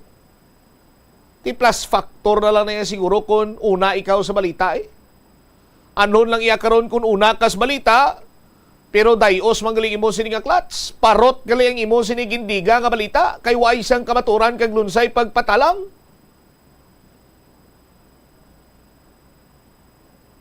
Kay daw nangin hangol-hangol ikaw. Nga imbis kung tani ang tinutuyo mo magbalita, hapaw palang gani ang imo sinigin ibaluan, ginbuga mo na, ginpagwa mo na, ginpalapta mo na, di kundi damong nahalitan. Kag siyempre, may malain man ni inikaroon nga mag-reflect sa bahin sang Department of Education kung may kasubong sinigin tatabo. That is why nga mangin careful kita, no? Sa pagpagwa sa mga impormasyon, hindi kita sagad ka drawing. Kung ang kilala ko pa, likawanta ang writings on the wall. Pwerte, no? English ba? Writings on the wall, kuno mo? Istorya kuris-kuris. Sa aton sinima kabumbo. Kabay pa mag-serve ining leksyon kung tani nga kung may mga impormasyon, may mga sensitibo siniya nga impormasyon nagakadapat nga i-counter-check gid. Para nga klaro kag accurate kag eksakto ang mga impormasyon nga ti masagap naton kag aton sini nga ginapakigbahin karon sa mga netizens kag subong man sa aton sini iya nga mga viewers and listeners through Facebook Live, YouTube channel, kag sa aton sini iya nga transistor radio. Muna yang talaksan rin naton sa Bumbo Radio. Nga pananglitan nga magpagwa kita iya sa mga impormasyon.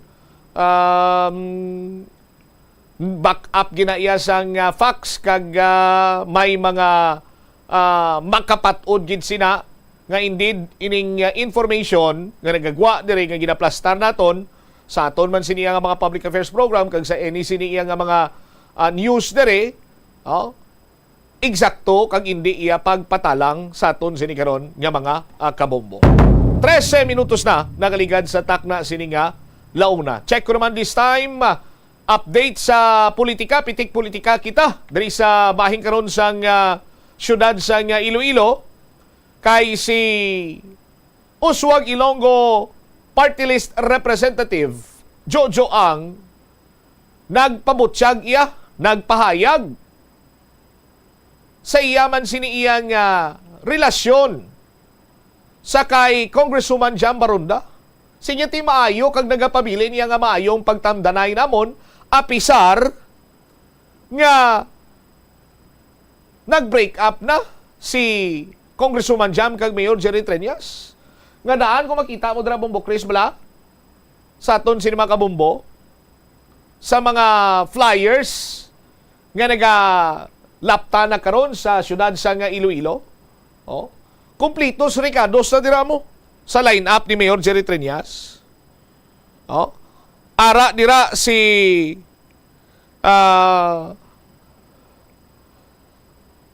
Mayor Jerry Treñas sa tunga-tunga.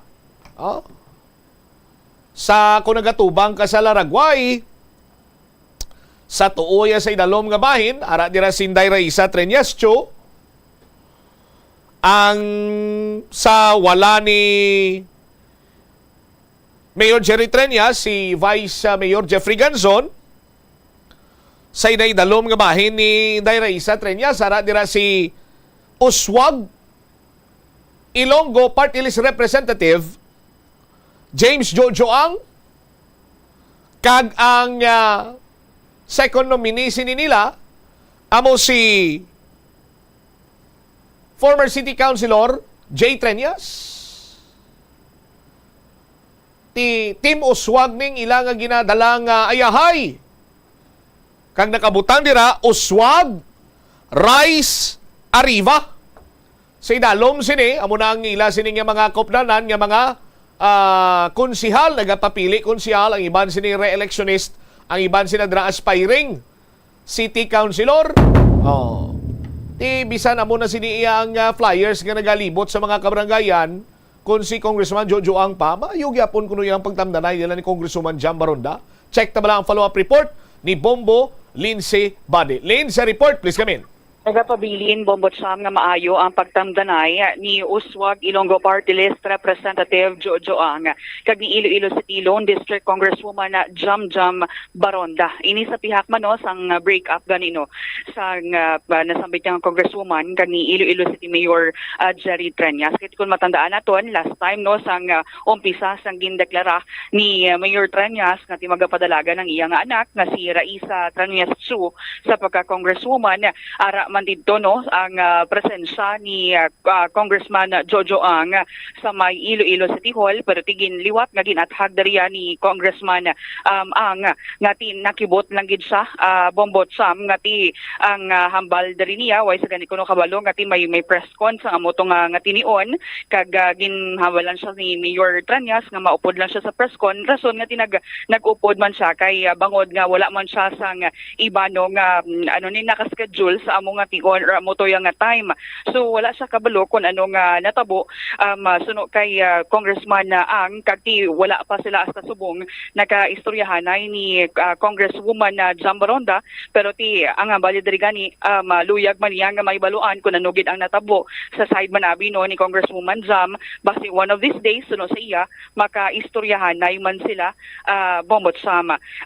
Sa bahin naman no ni Reisa Tranyas Chu masunod rin sa iya nga ti syempre sang tiyempo sang kampanya sang una sang 2022 samtang ti nagapadalagan pa lang ini siya bilang first nominee sang Uswag Ilonggo Party List, and also second nominee naman si Reisa Tranyas Chu sunod sa iya ang nagbakabaka gito kuno pag nagbakabaka gid sang pagpangampanya sang among ation amo ang anak ni Iloilo City Mayor Jerry Tranyas kaya mo man tong iya nga pagpasalamat kay Inday Raisa bangod sa paglibot man sa syudad sa Iloilo. Kagti subong sunugan sa iya no ang iya diri nga hatagan sang focus man amo ang paglibot man niya hindi lang sa syudad sa Iloilo kundi sa bilog nga Western Visayas. Tinakitan man nato na actually bombot sa ang ining mga ginapatuman nga mga proyekto kag programa sang Uswag Ilonggo Party List. Subong sunod sa iya kay ti magapabilin siya sa gihapon sunod sa iya nga first nominee sa 2025 elections bombot sam si Congressman Jojo ang tinguhaan dari niya nga ti malibot gino ang bilog nga rehiyon sa isa kag ang second nominee naman sunod diri sa iya no kay ti syempre nakadepende naman ina ko namo kay Reisa Tranyas Chu kun ano yang iya padalaganan para ti mo to gani ang ang confirmation na local possession ang iya nga padalaganan. So ang iya nga slot bakante rason nga ginakonsidera man diri nila amo si Anay Councilor J. Tranyas. Yari bala aton pamatian na pagpahayag ni Uswag Ilonggo Party List Representative Jojo Ang. Okay kami yan balan mo to be honest. I think ato ko mo sa City Hall, di ba? Di ba nagpapalansa ko dito? Nagkakaon ako, galing, ay ko kabalo, 1:30 ang inyong mga, may press con ka mga 1:30. Kaya na late ako to abot Kaya ko, karoon lang anay, makapangapi pa man ko to mo, mag-dessert Maling mayor. Kung gusto mo, upod ka na lang. Sa may press con ako na if you want. Upod that time, ay ko schedule, alas 2 pa nga ko yung schedule. Upod man ko to. So wala kita ko kabalo, kung ano bala ang natabo, wala kita ko kabalo. Pero si Congresswoman Jam, wala pa kami kaistorya na kapag tawag ko sa iya, mapamangkot ako sa iya kung ano ang gusto ko mabalaan alin sa iya, para at least mabalaan ko man. Wala kami galing ka kundakanay, kapila ko siya ma-contact. Pero basi makakita ay man kami one of these days, maano ko gina. But si Inday naman naton Raisa, why pa sila why pa maglabot ang ini nga sitwasyon kaysang tiyempo kampanya wala man ako kakampanya just like here, di ba? Siya na ang naglibot man sa syudad sa Iloilo. Pagtapos ang eleksyon kaluyan nakadaog kita, but isa lang, so siya timing man nagbusong man siya, no? Nakabusong siya siguro amo to ang pagbuot man na siguro na wala kita kakuha duha kay base wala siya makabusong kay siyempre masako. So tang nagbusong siya, wala siya kalibot, kita naman ang naglibot. Pero hambal ko nga kung makabalik ka sa Iloilo, kung pwede, luyag ko gid niya kung maglibot kita sa syudad sa Iloilo, ara siya nga upod man nato para kay man amo kita sinaamo ko ng upod naton, no? Kahit man na ginabiyaan. May assurance ko kung si Mayor nga ikaw gihapon first nominee for the Uswag. Kita mo lang ako.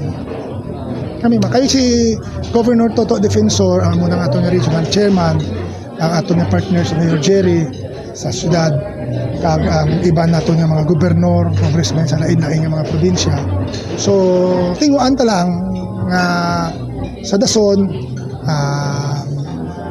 basi kung kaluyan, no, kay kung madugangan pagid ang aton nga representante, no, kita nyo naman siguro, no, nga pabor gid ini sa mga aton nga kasimanwa diri sa bilog nga rehiyon sa is naton, no, para sa Ilonggo ay ding Uswag Ilonggo aton ini, no, para ini sa ila. Ang second nominee for the Uswag, ang second nominee sa Uswag depende pa ina siya kay si partner naton Inday Raisa kung matalagan siya sa pagka local position. So ang iyang slot mabakante, so depende ina sa iya sa kay Mayor Jerry, gina-consider man naton ang maayo man, no, nga former councilor naton si Jay Trenyas, amigo man ako ng iyang tatay sina very close ako. O kung may ara pagit kita nga mga kay ba tatlo man ka nominee ang kinanglan ibotan. So may ara naman palawig ko man.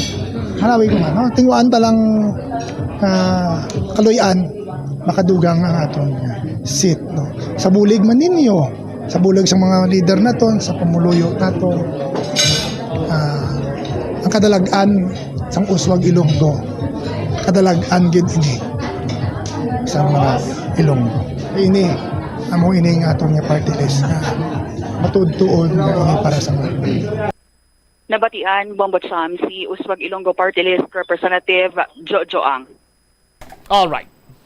Ini si Bombo Lindsay Ermitanyo Bade para sa the #1 and most trusted radio network in the country, ang Bombo Radio Philippines. Basta Radio, Bombo. Salamat kid Bombo Lindsay Bade sa imo siniya nga follow-up report. Kung lang taon ta ang Uswag Ilonggo Party List, pinagi man sa puwersa kaga paghingamo ni Congressman James Jojo Ang, wala mo man isang nabuligan. As a matter of fact, there was a time iyang mga graduates to sang TESDA sa aton sini nga mga kabombo, no? Libo man to. Sinalo man sang programa sang Uswag Ilonggo Party List. Nga nabuligan through Congressman James Jojo Ang. Kung sa performance lang, mabalta nga performing man si Congressman James Jojo Ang. No? Pero sa patagya sa nga politika, naghambal si Congressman Ang, why magkuya gani kabalusang amog itong plastada atwa. No? Kag subong do hasta subong way pa kami kagi kita nay kag kaistoryanay ni Congressman Jamjam, pero mayo amon sini nga tamdanay nga duwa. Iraw-araw pa, way gid sila ka, way gid magsugat anay ang banas nila nga duwa sa may House of Representatives. Kag I do believe may contact number man da si Congressman Jojo Ang kay Congresswoman Baron. Dati way gid siya katawag kag pamangkot nga, "Jam, ano to na tabo man? Gulagay ka mo ni Mayor?" No, mayo man tani grupo ta nga no plastada man dito. Way gid kuno tsansa nga mga istoryanay lang duwa. Sa aton sini nga mga kabombo kag ginakabig man ni Congressman James Jojo Ang nga dako nga bahin kag bulig sa Uswag Ilonggo Party List si Inday Raisa Trenyas Chu kay sadtong pagpangampanya ini man lipod sa ibalo naton nga very visible to ya si Inday Raisa Trenyas Chu, no, sa pagkampanya sa Uswag Ilonggo Party List. Kay ti second nominee siya kung tani ito mo, no? Kung galing iti way makatipon sang nagakaigo sini nga numero sang boto for second nominee sa aton sini nga mga tagpalamatit. That is why nga amo na sinisukor karon ang nangin na turnout, nagbaylong political landscape, and tiyan po na ang linyada karon niya sa Team Uswag, pagkita taluat mo bukres, kompletos ricados na. Sa aton sini karon niya nga mga kabumbo, no? Ara dira si Mayor Jerry Trenyas, pating mga kita ta. Amo na ang ila sini iya nga kompleto sini nga linyada for 2025 elections. No, sa aton sini karon iya nga mga kabumbo, ti kagapon yan nagmuno na si Mayor Jerry Trenyas nga yati mayor yang dalaganan ko. Ibot silingon, si Mayor Jerry Trenyas mapari-elect as mayor, Inday Raisa Trenyas Chu madalagan as Lone District Representative, mapari-elect man si Vice Mayor Jeffrey Ganson, siyempre seek for re-election man ang Uswag Ilonggo Party List Representative nga si Congressman James Jojo Ang, kag iya sini nga second nominee amo niya si former City Councilor Jay Trenyas. Sa aton sini mga kabumbo sa dalom ara dira ang 12 ka mga konsihal nga kabahin sang Team Uswag. Sa aton sinimatag palamati. Di ang Team Uswag ya preparado na, kompleto na, Uswag, Rice, arriba. Ti sabahin niya sang ano nga niya kay Congressman Jama, gugma no? Ano yang kompleto na malaang Team Gugma? Sa aton sini nga mga kabumbo. O galing kiti tubtub sa simatinion, why pa iya makadiga man sang baraha, si Congresswoman Jam kung anong iya sining plano, pero matunog ang impormasyon nga ini siya ang magapa-re-elect. Magadalagan sa gihapon bilang Lone District Congresswoman. Di kanday sinoy ang mga kopdanan niya sila. Alang-alang solo flight na Congresswoman Jam Maronda din akron. Di ba? Di mangita man na siya sa iya sining nga mga kalyado. Last time, ginplastar naton diri ang mga impormasyon nga ton sining nabaton, and nagagwa ang pangalan ni former City Mayor Joe III Espinosa nga magapapili kuno upod sa kay Congresswoman Jam. But inang information do kasubong iyang gintapas ina sang matalom sini iyang binangon kagapon sini adlaw kay suno kay Mayor Jerry Treñas. Ang mga supporters ni former City Mayor Joe III Espinosa nagkadto kuno to sa iya kang nagpabutsyag sang ila sini nga suporta.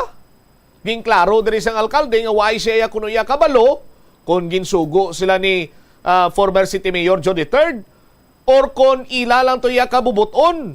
Pero ginklaro man sang alkalde nga why pa sila iya makagi pag inistoryanay sang iya sini nga bilas nga si former Mayor Joe III Espinosa. So kung nagtipyok na ang mga supporter ni former City Mayor Joe III Espinosa, butsilingon ay nga may basbas ini nagikan sa ila sini ginakabig iyang leader sa aton sini magkabumbo. Ti ko magamo sina ang mga impormasyon nga mangin kaupon ni Congresswoman Jam si former City Mayor Joe III Espinosa. Makabig bala naton nga alimunaw na. Pero ti isa gyapon, why man iya gintago ni Mayor Jerry Treñas ang kaginsabat man ining mga informasyon, may kantana naman sa nagagwa karon iya nga impormasyon nga madalagan si First Lady Lisa Araneta Marcos diri sa syudad sa Iloilo. Tinong analysis yan ni Mayor Jerry Treñas, niya hindi mayor. Kay kung mayor, kinanglan, matiner diri siya sa syudad sa Iloilo. Sinya mga kadalagan, siguro, posible, congressman, representante, ti ko mag-amo sina, may tsansa balang First Lady Lisa Araneta Marcos for congressman, for the Lone District Representative, kag ti si Congresswoman Jam, madlagan mayor. Amo na ang posibilidad. Dito hindi malayo kay last time sa aton sinima kabumbo may nagpadala man rin sa aton anonymous nga nagpadala. Nabukaran ta lang sa inbox ang social media sa Bumbo Radio ang laragway ni First Lady Lisa Araneta Marcos kag ni Congresswoman Jam Maronda. Kag ang background sini nila, amo iya ang Iloilo City Hall.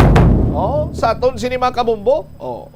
Leon Kudabla Bumbo Cres, pakita ta sila. Ti amo ayhan sina banwa ang padulungan sang istorya sa kampo sang mga barunda. Pero tido ang aton sinikaron iya banwa. Lunsay pa malang mga information kag mga posibilidad nga nagasurulod diri sa aton kay mismo ang Lone District Congresswoman why pa iya makabuya man sang statement mo. kung ano gin man balang iya sini nga daganan, ang iya lang sini nga payag nga sa gyapon magapadayon lang siya sang pagpalapnag sang gugma. Now, kag padayunon lang niya ang pagpanrabaho sa aton sini karon niya nga mga kabumbo, no? Makita mo, Bombo Chris, ang picture nila tong duwa nga ang original picture sa Dumanwado kasubong nga kawat lang nga pagpicture bla sa isa ka hotel. Oh, ti may posibilidad man nga amo tong ginaistoryahan sini nila kung sino to yung mga taong ara dito. But amo tong ginpadala diri sa aton sang aton sini iyang source nga kung sa dienti why man siya nagpakilala kung sino to siya. Basta ginsend niya lang yan sa Bombo Radio kag sa Bombo Radio lang to nakauyat sa amo tong Laragway. Oh, sa aton sini mga kabombo ti basi kun may mga ginaluto man niya nga plano ang kampo ni Congresswoman Jam Baronda para iya sa 2025 no midterm elections. Ti damo pa ni sang posible matabo sa aton sini mga kabombo, pero ang ginahulat-ulat diri sa tanan kung sino kag kung sanday sino ang mangin kaupod ni Congresswoman Jam sa iya sini iya nga partido, no? Sa iya sini iya nga mangin grupo no? Para iya sa 2025 midterm elections. No? Sa aton sini nga mga tagpalamati. May isa na nga na ano nagigabla? Tawag siya gani, gin edit na to ni Bombo Omel. But anyway, araw pakita ta lang no ang picture ni bla sa aton sini nga mga kabombo nan ti amoyhan gin man sina ang mangin plastada diri banwa sa aton sini nga mga kabombo. Kay kung si Marjorie Trenya, sinya kung ako yung maglantaw, kung magpadlagan yung si First Lady Lisa Raneta Marcos, congressman, para iya sa Lone District Representative. Hindi siya maka-mayor. Di kay, kung mayor ka, dapat ari ka gidiriya sa syudad sa Iloilo, diri ka matiner. Di ang first family, ara tuyo sa Malacanang, di ano karon plastada si Manwa, di ba? Di kung amo sina, ang matabo, di Congresswoman dalagana ni Lone District Representative ang dalagana ni First Lady. Tapos ang iya sini nga mayor si Congresswoman Jam. Amoyhan sina. O bantayan ta kay sa gyapon mo ning ginahulat-ulat sa mga taga-syudad sa Iloilo mo. Kay ang kampo iya sa Team Uswag kompletos recados na to sila. Sa aton sino mga kabumbo. Ang ginaulat na lang kung sinong ila sini nga mangin kasumpong sa piyak sini nga partido. 35 minutos na nakaligad sa takna sini nga launa. Sa aton sini nga pagpanumbalik ka banwa dugang nga mga balita kag impormasyon. Makaluluoy ni ang isa ka nagapamukot ginbiring. Biring iya TL samtang nagapamukot siya nalumos. Kagina lang na sa puwan, ti may pito ni ka mga kabataan na bilin nga ilo. Lunsay pa minor de edad. Ang utod niya nagapanawagan sa ngamili sini nga bulig. Kag! Lalaki nga naluthangan patay sa Revalo, may ginasunda na nga person of interest ang aton sinika pulisan. Balikan tayo ni matapos ang pila ka-importante nga mga panumdumor. The Farmer's Bazaar, your traditional public market with the touch of Plasualados, ang isa ka lugar nga gintukod sa tion kag sa kasagsagan sa COVID-19 pandemic nga may tinutuyo nga maghatag sa imo sang safe marketing experience. Subong nga ang COVID-19 hindi nagidman dako nga pamahog kag nagapakadto na kita sa next normal. Rest assured nga ang Farmer's Bazaar will further evolve agud nga magpadayon sa paghatag sa inyo sing satisfying marketing experience. The Farmer's Bazaar sa lower level tara na pahamtang ang fish, poultry kag meat section Para naman sa inyo mga kinahanglanon nga prutas, utang kagiban pa, magbisita sa upper level, pinaagi sa paggamit sa hagdanan o kung sa pagkadto direkta sa parking lot. The Farmers Bazaar, your traditional public market with a touch of Plazuela Dos. Plazuela de Iloilo Billboard of Activities for April 21 to 27, 2024. It's Strike 2 for the month of April para kay Mr. Totong Villaruz kag sang iyang banda. Bangod silang natalana nga maghatag sa inyo sang isa pack rounds and great musical show sa concert at the plaza. Manginiinyo sa Abril 27, Sabado, umpisa alas 6 sa gabi. Sa tion sa musical show, napulo ka mga matahom nga Plazuela de Iloilo Mags kag iban pa ang igaparapol sa mga suki sang Plazuela de Iloilo. Sa Abril 28, Domingo, ginaagdang tanan nga mangin kabahin sang Eucharistic celebration nga paghahiwaton sa La Tolda sa among adlaw alas 11 sang aga.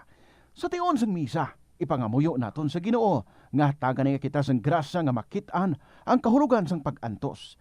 Ngang pag-antos hindi magtulod sa aton palayo sa Ginoo, kundi nga magduso sa aton nga magparapit pagid sa iya. Plazuela de Iloilo, we remain to be one with you in a common hope for a better community and a progressive country in 2024. Ang tumandok sang Haro Iloilo City nga si Melquiades Gamboa Ihereyos ang pinakauna nga Filipino nga nagtapos sang Doctor of Laws degree sa prestihiyoso nga Oxford University. Nagserve man si Gamboa bilang Philippine Ambassador to India sa 1956 tubtob sang 1958, subong man sa United Nations kag sa Court of St. James. Nagsulat si Gamboa sang pila ka mga libro kaangay sang An Introduction to Philippine Law kagay Dictionary of International Law and Diplomacy. Nag-umpisa na ang El Nino phenomenon. Kag bandabo inisang epekto ilabi na sa palibot kaangay na lang sang pagbago sang kalidad sang tubig. Pagkapatay sa mga isda bangod sa pagbago sang kalidad sang tubig kag pagtaas sang posibilidad nga magka-red tide. Mas gamay ang isda ang mahimo mahulik bangod posible nga mag-migrate ang mga ini bangod sa pag-init sang tubig kag pagnubo sang tubig sa mga dam nga mahimo mangin rason sang pagnubo sang supply sang tubig. Ini nga pahanumdom ang ginadulong sa imo sang the #1 and most trusted radio network in the country, Bombo Radio Philippines. Basta Radio Bombo! Ang simple nga paghusay sang buhok ang may pila ka maayo nga benepisyo sa lawas. Sunod kay Arthi Ragurama, founder sang Dega Organics nga nagaproduce ng handmade bath kag body products sa New Delhi, India. Ang mga tawo nga may dry hair, ang masami hindi mahilig nga maghusay sang buhok bangod sa kahangawa sang hair fall. Apang ang masami nga paghusay sang buhok ang makabulig sa blood circulation sa aton nga scalp. Naga-nourish man ini sang hair roots, naga-promote sang growth, kay nagabulig man agod nga malikawan ang hair loss. Sa aroma kag soothing feeling sa pag-inom sang tea, ang rason sang kadamaan nga paborito nga imnon ang tea. Sunod kay Ansley Hill, registered dietitian sa Western Oregon sa Estados Unidos, ang mas sobra 3-4 katasa nga pag-inom sang tea sa isa ka adlaw ang makadala sang hindi maayong nga epekto sa lawas. Kinahanglan nga moderate intake lang sa tanan nga ilimnon agod ma-achieve ang healthy living. Mas nanamian bala ikaw magtuon sa balay ipaanggid sa eskwelahan nga madamo ang tawo? Isa ka panugyan para epektibo ang pagtuon sa balay, amo ang pagpangita sa designated area agud nga matiniran kung ikaw nagasulat, nagabasa o kung nag-review. Pwede man nga lamesa sa kusina o kung sa desk sa guwa sang inyo nga balay, pero hindi gid maghigda sa imo nga katre samtang nagatuon. Ini bagod nagakatemptar gid ikaw nga magpiyong-piyong, tubtub nga dalayo na ikaw nga matulugan. Siguraduha man nga malimpyo kag organisado ang lugar nga imo ginatun-an. Ini nga pahanumdom ang ginadulong sa imo sang the #1 and most trusted radio network in the country, Bombo Radio Philippines. Basta Radio Bombo! Yari nga mga epektibo nga pamaagi agud mapabilin nga safe ang pagkaon sa imo pamilya. Lutoon sa maayong pagkaon, ilabi na ang karne, manok, itlog, kag mga seafoods. Sa pagluto sa mga pagkaon nga may sabaw o konsarsa, pabukalan, kag paturon nga nagalabot ini sa 70 degrees Celsius ang temperatura. Bago kaunon, initon sang husto ang mga nabilin nga mga pagkaon o konsudan. Taguon ang pagkaon sa husto nga temperatura. Hindi pag-ibilin ang naluto nga pagkaon sa ordinaryo nga temperatura sa sulod sang 2 ka oras. Ibutang gilayon sa refrigerator ang luto nga pagkaon kag mga pagkaon nga madasig mapanos. Ipabiling nga mainit o kung masobra sa temperatura nga 60 degrees Celsius ang luto nga pagkaon, bago ini ihanda sa imong pamilya. Hindi pagtaguon sa madugay ang pagkaon, mangin sa refrigerator. Ini nga pahanumdom ang ginadulong sa imo sang the #1 and most trusted radio network in the country, Bombo Radio Philippines. Basta Radio Bombo! Ang Ilonggo nga si Eugenio Eugene Torre amo ang una nga Filipino nga nakaangkon sang titulo nga chess grandmaster matapos siya ang nagdaog sang silver medal sa ginhiwat nga 21st Chess Olympiad sa Nice, France sang 1974. Sang 1976 sa isa ka chess tournament sa Manila, naghimo pagid sang maragtas si Torre bilang una nga nakaluto sa sadtuanay world champion nga si Anatoly Karpov sang Russia. Si Torre ang nangin malapit man nga abyan sang American chess grandmaster nga si Bobby Fischer. Natawo si Torre sa Iloilo City sadtong November 4, 1951.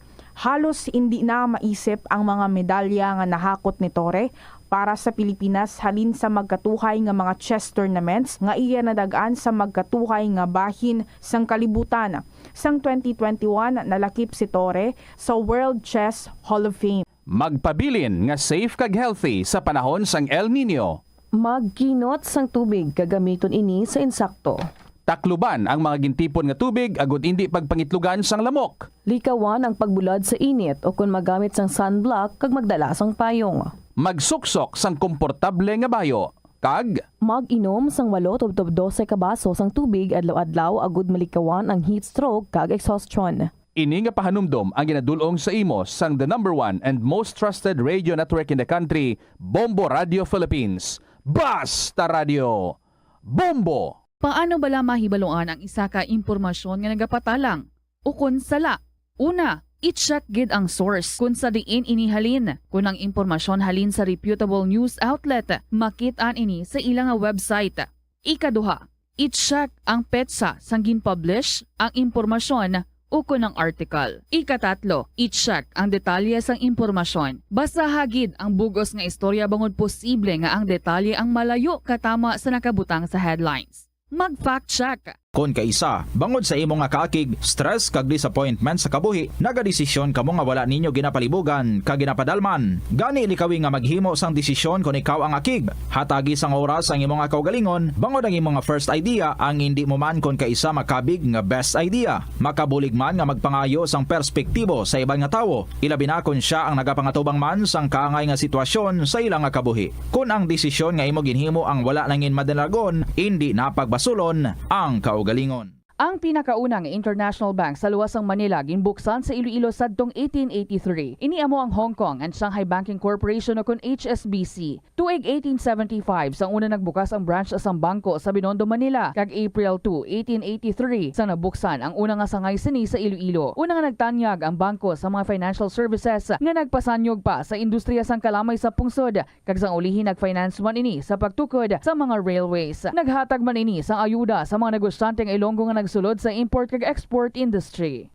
Agud makalikaw sa food poisoning o kung paglain sang tiyan, sundo ng ining mga pahanumdom sa pagprepara sa mga pagkaon kag ilimnon. Manghugas ang kamot kag ipabili ng katinlo antes kag pagkatapos ang paghimos. Kung nagamasakit, likawan ang pagpreparar sang pagkaon para sa iban. Siguraduhon nga naluto sang husto ang pagkaon. Kung mahimo, kauno ng pagkaon samtang mainit pa. Siguraduhon ang katinlo sang pagkaon agod ang selebrasyon mangin mas malipayon. Kagasto gid bala sa imo adlaw-adlaw kag feel mo gid pirmi ang petsa de peligro bangod nga wala na gid unod ang bulsa. Gamita ang imo bulanan nga spending habits, amo man ang imo bulanan nga take home pay agod nga makasat ikaw sang budget nga imo gid masunod. Wala man sang pulos ang istrikto katama nga budget kaangay sang indi gid pagkaon-kaon sagwa. Apisar nga naandan mo na nga naga-take out ikaw 4 ka beses kada semana. Sa malipot nga pulong, himo ka sang budget nga nagasanto man sa imo nga lifestyle kag spending habits. Dapat nga himuon mo 46 minutos na nakaligad sa tak na siningalaw na balik na diri sa pagpangalagad sa Bomboanay sa Udto sa gihapon ko mo Bombo Chama Blanco Hover. Standby sa kay Bombo Jomara Villa. Masubo-subo karon nga balita para sa pamilya sining nagtaliwan nga wala man gina-expectar kag masakit pa sa balatyagong kag sa sitwasyon kay nagapamukot ini siya, nagapaningwa man tani nga how to make ends meet, no, sa aton sini nga mga kabombo. Pero nano ni siya na ginbireng ang iya sini nga tiil samtang nagaplastar sa iya sini nga pukot sus na lumos. Tingin biyaan niya pitok bilog ka minor de edad ang iya sini nga utod nagapanawagan karon sang bulig. Ano lang ni karon ng pito kabilog sini nga mga minor de edad nagaeskwela ni tanan guro. No? Kag ang pagpamukot gilang na makapian-pian kung tani man sila sini nga pagpangabuhi. Lakip na sila dre, person of interest ginatutukan karon sang Arevalo PNP may kantanan sa pagpangluthang sang isa ka personalidad nga ginbawian gid sang kabuhi isang damlag lamang. Jom sa mga balita, please go ahead. Bumutyam daw kasubong gintakluban sang kalibutan ang nabatyagan sang 7 ka mga kabataan matapos nga naibaluan nga nalumos patay ang ila sila nga pinalangga kamay sa barangay Bituon sa distrito sang Haro, no? Ang biktima diri amo si Rolando Pataho, 42 anyos, kag residente man sa nasambit karon nga barangay. Santo diri sa information kina nga nakuha naton, bali nagpamukot gali ining nasambit nga biktima sa diin golpe na kuno pa posible nga ginbering ang sini nga lawas. Rason nga nagsubsob ini sa tubig, tubtob nga ini siya ang wala na makabutwa Bumbutsam, no? Grabe kagabi ang pagngoy-ngoy sa nga kabataan sini nga ti kung tani nga makitaan ang ilang sini nga may pulti sa bangod nga ti sa badulom ang palibot, why na tumatigayon nga ma-rescue, no? Kag kinas ang kagahon nagpatigayon duwat sa operation ang katapo dito sa Philippine Coast Guard. Ako sa dinti dito nga natigayon nga makita ang lawas sa biktima dra man lapit sa iya sini nga ginladladan sa iya sini nga pukot Bumbutsam ko sa dinting lawas sini ara sa dalom nga naglugdang, no, way siya nakabutwa bla kay babaw amo to kina ang na-mention sa taga Philippine Coast Guard nga lawas ini kun way to masalapay way gito makita unless na kun magbutwa tina kun nalabutan pa 24 hours, no, usually 24 hours na nga naga butwa ang lawas sa tawo kun ini siya ang malumos abi sa tubig, no. Duga pa diri sa pagpangusisa naton nga ining biktima gali nga ti kabalo man sa maglangoy based sa paglumangkot aton siya danan o galing ti ang natabo nga bangod kon mabering imo sini nga lawas hindi ka nagahulag isama na sa tendency nga ti way na siya makabutwa kag dito na ang ya sinabi nga ti ulihin ato sa nakitaan nga ini ang nagsubsob dito sa midalom sang ya sining ginladaran sa pukot. So pag pakikakot naton diri, no, kay Jovelyn Osalia ang utod ni sang biktima ang pagkabig sini tama kunok pisan nga amay diri Bumbutsam ko sa din ang pagpangisda si Dikon kagabihon tapos kon kagahon naga-deliver, no, sang soft drinks actually diri sa gliga deliver kuno sa may Mapa Street Bumbutsam, no, kon bisan grabe kunong init sige gyapon nga sining pag-deliver sa soft drink agud nga ti bay madala income pauli sa ila sining pamalay sa sining 7 tanan ka mga kabataan. Ang ining 7 pinakamagulang sini 16 ang pinakamanghod 7 katuig ang pagidaron kag ini sila tanan ang lunsay naga-eskwela Bumbutsam kag anya sini nga Iloy kay dira sa balay nga bantay na sa aton sila nga mga kabubuan mo to kinangagin alantaw tato ati ang mga uniform to mga kabataan nga karabit to kay gina-arrange to sang nanay Bumbutsam kati amon sa nagabantay dira sa pagka-eskwela sang iya sila nga kabataan. So, ang Iloy nila Jom sa nung trabaho gabantay lang kabataan kay isa to iban elementary pa mo gagmay pa 7 tuig. Bali ang amay kun adlaw naga-deliver ka soft drinks, kun gabi naga-pamukot, tapos ang Iloy ti ara lang sa sulod sang panimalay naga-atipan sang mga kabataan. Yes. Actually sa utod sa nga si Jovelyn Osalia, ginambala niya na yung gali ng si Rolando, ng biktima, Bobotsam. Ngayon di na mag-obra.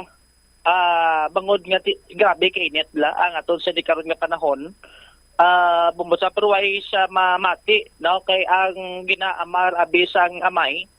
Amo na basta kung amay ka mo, bisan mabudlay mo, on mo gid Bobotsam, no? Bisan mainit ang panahon, di sige gyapon ni sing obra, kay kung hindi siya kuno deliver sa soft drinks, Bobotsam, way siya sang inog pa-eskwela, no? Siya sa ring kabataan, isa lagi nikbilog bata mo, duwa nagagunto kanang kung may obra kapang tawag nga stable abi, no? Ti ang kasubong si di nga amay, pito na kabilog bataan nga pa eskwelahod mo, tapos pagpuli yan ikuno gabalakan ni ka mga tinapay, no, para siya sa nga kabataan agod kati baka eskwela lang sang maayo.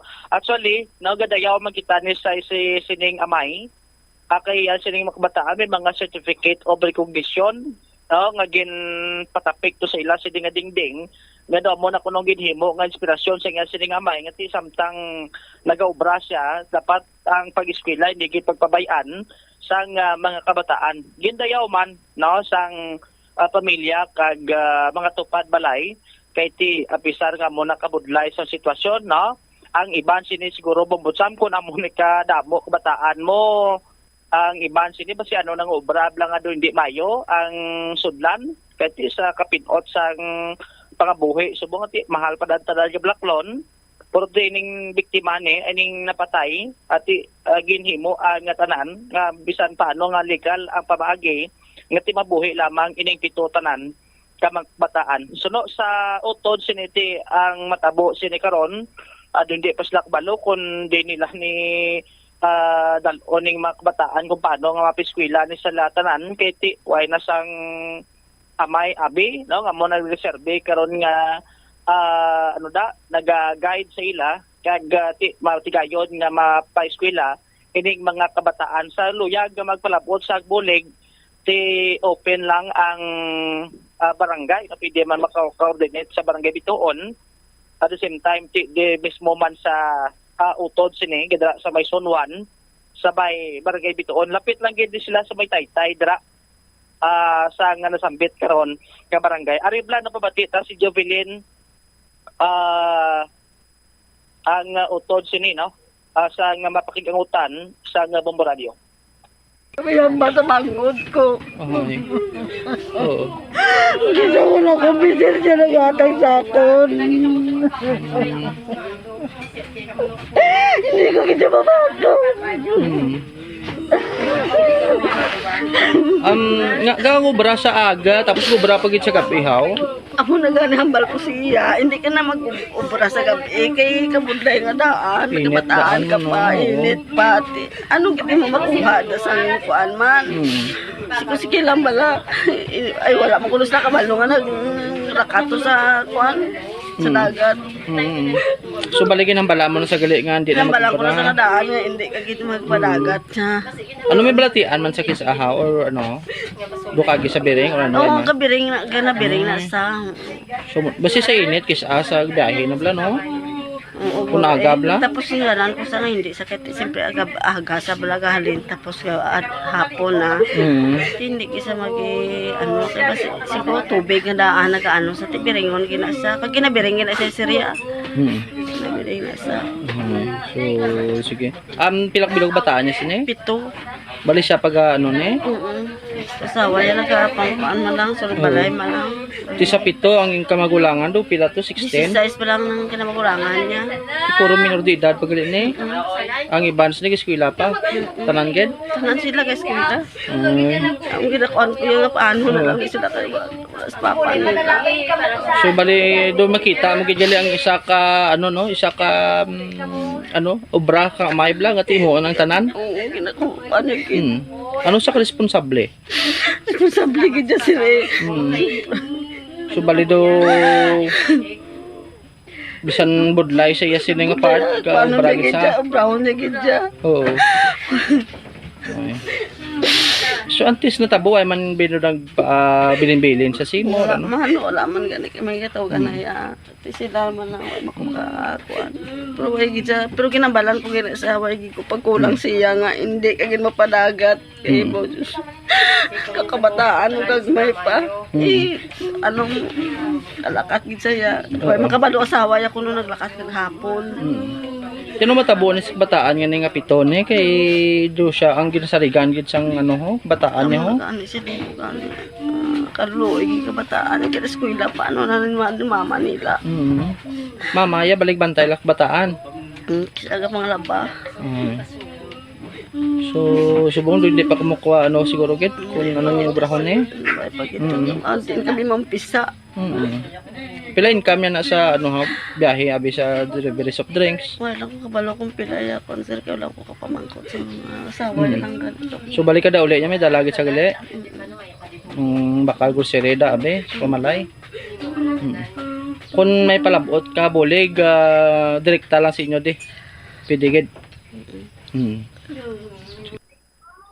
Na batian si Ria ang utod sining nasambit karon nga biktima bumbutsam. Actually, ang income sini based sa pagpulong si naton to sa upod sini sa ulbrahan ang sa pag-deliver sa nga soft drinks sa minimum na sa. Porti kisa depende man na kung may mga iban abi nga ti maluluyon ang iban sini gahatag man tip bumbutsam gati asabon ni kaidit bla sitwasyon. Ti abon na dal kadugan-lugang sa income niya ti pagpuli sa kisa galabot sa 500. Mag-deliver ni siya no ginakargahan niya si ni Joms? Tricycle. Tricycle. Ti abo na gisa pagpuli ya kuno sa 500 ka pesos ti usto lang man ni hatag sa bataan bumbutsam bakal Bali ang sweldohan ay sini nila is inadlaw? Ang sweldohan ay inadlaw. Okay.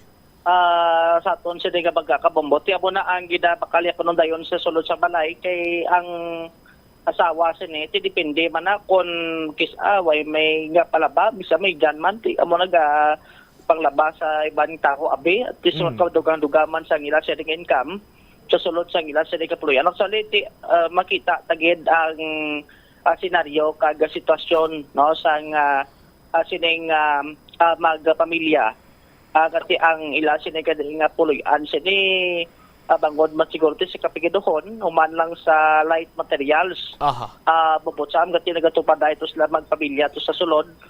At least tipon sila tingob sila magpamilya dara kag matagaan mas atensyon ang iya sila nga mga kabataan diri bubutsam. All right. Ang iban siguro sa niya na plastada to dugang kag saluyag nga magpalabot sa gabulig at sa nag post ng kita sa Facebook page sa Bombo Radio nga makapagyangot ang luyag nga makahatag bisan pa paano bulig man kag dra pa nabutang ang number sang utod nga ti amo ning siya ang ma-facilitate in case kung may arapan gid sa mahatag bisan gabay nga hamili nga bulig bubutsam. So ang iban sini nga mga balita kag impormasyon blastar naton sa iba niya public affairs program sa Bombo Radio Iloilo. Ini si Bombo Jomar Villa para sa number 1 most trusted radio network in the country. Bombo Radio Philippines. Basta Radio. Bombo. Salamat gid Bombo Jomar Villa sa imo sini iyang follow-up report. Ti ang ginhalinan sa pagkalumos niya apisar nga kabalo siya maglangoy ti amo ni kunong biring o kunong piking or ining ginatawag nga muscle cramp. No, ti ang muscle cramp ang mga factor sini nga posible makaangkon ikaw inang pagpalanghugot sa imo pusug-pusugan bla nga daw kasubong nga may nagabukol ti tuman ina ka sakit.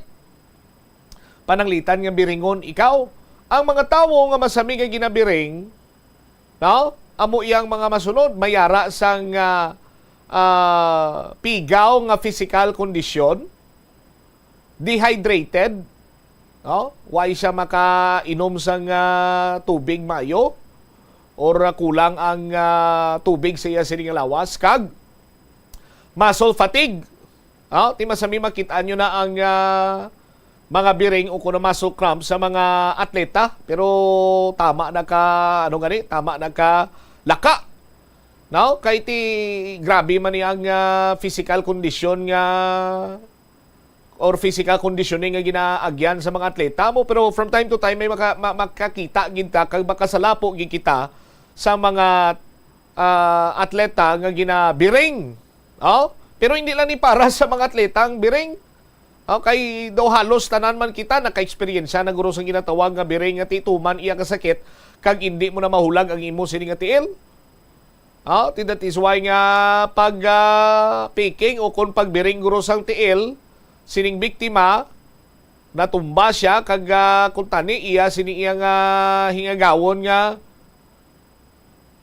marimidyohan didto na nalumos na siya why na siya makakontrolar sa iya sining lawas kag ini siya ang nalumos ginbawian gid sang kabuhi why naman gani kuno naghalin pang lawas niya kay didto man lang nasalapay sa magkatapos sa Philippine Coast Guard kag amo na ang retrieve sa iya sining bangkay no kagay ina lamang sang aga ang problema sila dire kag dako nga panaligban kay ti pitok bilog kabataan niya silon sa minor de edad. Ang trabaho ni sang tatay naga-delivery sang soft drinks kung adlaw nagapamukot kung gabi may mga posibilidad man siguro nga dehydrated si ang biktima kay patial man sa init kung adlaw tapos pagkagabi mamukot pa siya no para lamang ti may ara sang remedyo general man sa ila sini iyang pagpangabuhi sa tagsa ka matag-adlaw kay ti hamakon mo 8 ang imo sini nga pala kanon pati ikaw abi nga amay siyam kamo sa sulod sang panimalay sa aton sini nga mga kabombo pero ti gimpang paskel ginto sang amay ang mga certificate of recognition sa iya sini nga mga pataano para nga amo to ang iya sini nga rason para nga paninguha mangin magaservice ni iya nga amo ning iya nga ginakwaan sa iya sini nga kusog nga sa tagsa ka matag adlaw apisar nga mabrubudlay ang pantrabaho nagaporsige ining nasambit karon nga amay. Di kung sino man daw may bubulawanon sini nga tagipusoon nga maka-extend sa bulig sa 7 ka mga minor de edad pwede gid kamo makapakig-angot no sa pamilya sang biktima sa may barangay Bituon na Haro sa Facebook page sa Bombo Radio may mga contact number man kita dira nga kusanin pwede kamo direkta sila nga magpakig-angot sa ila agud nga maka-extend sang bulig. Ang iban sini nga mga balita kag impormasyon tugyan naton sa iban sini Manusip Public Affairs Program sang Bombo Radio Iloilo. Standby na sa kapon lamang program kaupo naman sa kay Tita Regine. Ini si Bombo Chama Blanco Hover gabilin sa imo sa mananay nga hapon. May God bless us all. Para sa the number 1 most trusted radio network kinakantrang Bombo Radio Philippines. Basta Radio, Bombo! The Farmers Bazaar, your traditional public market with the touch of Plazuela Dos, ang isa ka lugar nga gintukod sa tion kag sa kasagsagan sa COVID-19 pandemic nga may tinutuyo nga maghatag sa imo sang safe marketing experience. Subong nga ang COVID-19 hindi na gid man dako nga pamahog kag nagapakadto na kita sa next normal. Rest assured nga ang Farmers Bazaar will further evolve agud nga magpadayon sa paghatag sa inyo sing satisfying marketing experience. The Farmers Bazaar sa lower level tara na pahamtang ang fish, poultry kag meat section para naman sa inyo mga kinahanglanon nga prutas utan kag iban pa magbisita sa upper level pinaagi sa paggamit sa hagdanan ukon sa pagkadto direkta sa parking lot. The Farmers Bazaar, your traditional public market with the touch of Plazuela Dos. Plazuela de Iloilo Bill Board of Activities for April 21 to 27, 2024. It's Strike 2 for the month of April para kay Mr. Totong Villaruz kag sang iyang banda. Bangod silang natalana nga maghatag sa inyo sang isa pack around sang great musical show sa Concert at the Plaza. Manginiinyo sa Abril 27, Sabado, umpisa alas 6 sa gabi. Sa tion sa musical show, napulo ka mga matahom nga Plazuela de Iloilo Mags kag iban pa ang igaparapol sa mga suki sang Plazuela de Iloilo. Sa Abril 28, Domingo, ginaagdang tanan nga mangin kabahin sang Eucharistic celebration nga paghahiwaton sa La Tolda sa mga adlaw alas 11 sang aga. Sa tion sang misa, Ipangamuyo naton sa Ginoo nga hatagan niya kita sang grasya nga makitaan ang kahulugan sang pag-antos. Ngang pag-antos hindi magtulod sa aton palayo sa Ginoo, kundi nga magduso sa aton nga magparapit pagid sa iya. Plus wala di Iloilo, we remain to be one with you in a common hope for a better community and a progressive country in 2024. Kung sa imo pagbugtaw, magpalanakit man lang ang imo lawas, basi hindi ka naman namian magtulog. May panugyan ang pain medicine specialist nga si George Gergis. Simple lang. Una, maglikaw sa pagkaon nga nagapromote sang inflammation. Piliun mo ang madamo nga utan, prutas, whole grains kag seafood, bangod ginapataas sini ang antioxidants nga nagabulig sa pag-reduce sang inflammation. Mag-exercise apang hindi man pagpatamaan. Ang movement nagalubricate sang joints gani nga makalikaw sa pain kag stiffness. Ang cyberbullying among paggamit sang offensive kag masakit nga mga tinaga online na ukon pinaagi sa text. Ang bullying ang nagatuga sa kasubok kag depresyon sa biktima. Magluwas ni, magabatyag siya sang kaakig, pagkadula sang interes sa mga butang nga iya naluyagan kung ikaw ang ginbully. Una nga tika nga imo himuon, amo nga magpangayo sang bulig sa tawo nga imo masaligan. Paano ka bala makabulig nga mauntat na ang bullying? Simple lang, don't be a bully. Hindi mag-post online nga makahatag sang sakit sa balatyagon sa isa ka tawo. Kadungan sang pagtigulang, nagataas man ang risgo sang vitamin deficiencies nga nagatuga sang physical kag emotional changes. Santo sa isa ka scientific study, ang B vitamins ang importante agod nga mag-function ang body cells nga nagabulig sa metabolism, paghimo sang bago nga blood cells, kag nagabulig sa pag-maintain sang healthy skin cells, brain cells, kag body tissues. Magluwas sa supplements, lakip sa mga pagkaon nga bastante sa vitamins sa ang karne, whole grains, prutas, gatas, cheese kag mga ulutanon. Mga kabombo nga motorista, yari ang mga pamaagi agud makatipid ka sa gatong. Ipasiguro nga yara permi sa maayong nga kondisyon ang imo salakyan. Check yara ang imo nga goma kag siguraduha nga yara sa husto nga tire pressure. Likawan nga naka-idle ang makina sang imo salakyan bangod nagakonsumo ini sang gatong. Buksi ang bintana sang imo salakyan kag magamit lamang sang aircon kung kinahanglan. Kag pakamaayuha nga mag-commute na lang o kung maglakat-lakat kung malapit man lang ang imo kadtuan. Likawan ang aggressive driving kag padalaga ang imo salakyan sa husto lamang nga kadasigon. Paano ipabilin nga matinlo ang ginakaon nga mga prutas kag utan? Dapat nga regular ang paghugas ng kamot nga may habon sa sulod sang 20 segundos bag-o kag pagkatapos mag-uyat sang anuman nga butang. Hugasan sa maayo mga prutas kag utan gamit ang tubig bago ini kaunon o kun isimpon sa ginaluto nga pagkaon. Likawan nga maggamit sang habon o kun bleach o kun anuman nga kemikal sa paghugas sa mga ini. Lutuon sa maayo ang mga utan agod mapatay ang mga mikrobyo nga nagatapik diri. Kung ikaw may ubo o kung sipon, mas maayo nga itugyan na lang sa iban nga miyembro sang pamilya ang paghanda sang pagkaon agud malikawan ang cross-contamination. Ini nga pahanumdom ang ginadulong sa imo sang the #1 and most trusted radio network in the country, Bombo Radio Philippines. Basta Radio Bombo! Yari ang masunod nga mga energy safety tips agud maging safe ang tanan. Sa tion sang bagyo, kung may anunsyo na nga storm warning, mag-charge na sa mga cellphone, emergency light, kagiban pa nga mga device, bangod mahimo nga madula ang kuryente. Likawan ang paggamit sa mga appliances kung may bagyo. Sa pagpamati sang balita, mas maayo nga magamit sang battery nga radio. Kung ginalauman ang pagbaha sa inyong lugar, mas maayo nga i-off gilayon ang main switch kag circuit breaker. Agud malikawan ang disgrasya kag pagkaguba sini. Magtipid sa paggamit sang kuryente, pinaagi sa mga masunod. Maggamit sa mga energy-efficient nga bumbilya, kaangay sang compact fluorescent bulbs ukon LED lights, imbis nga incandescent bulbs. Patsyo ng mga suga nga wala ginagamit. Tingbon ang mga bayo sa pagpamlansya. Himuon ang pagpamlansya isa lamang kabes sa isa ka semana.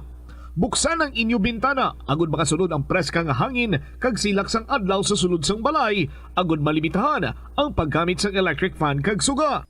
Ang pinakadumaan na nga international business organization sa Pilipinas, amo ang Iloilo International Chamber of Commerce nga gintukod sang Ilonggo nga si Don Esteban de la Rama sadtong 1924. Si De la Rama nagserbi nga general sang panahon sang Philippine Revolution kag nangin senador sang pungsod halin sang 1941 tubtob 1947. Sang 1923, gintukod ni De la Rama ang Panay Electric Company.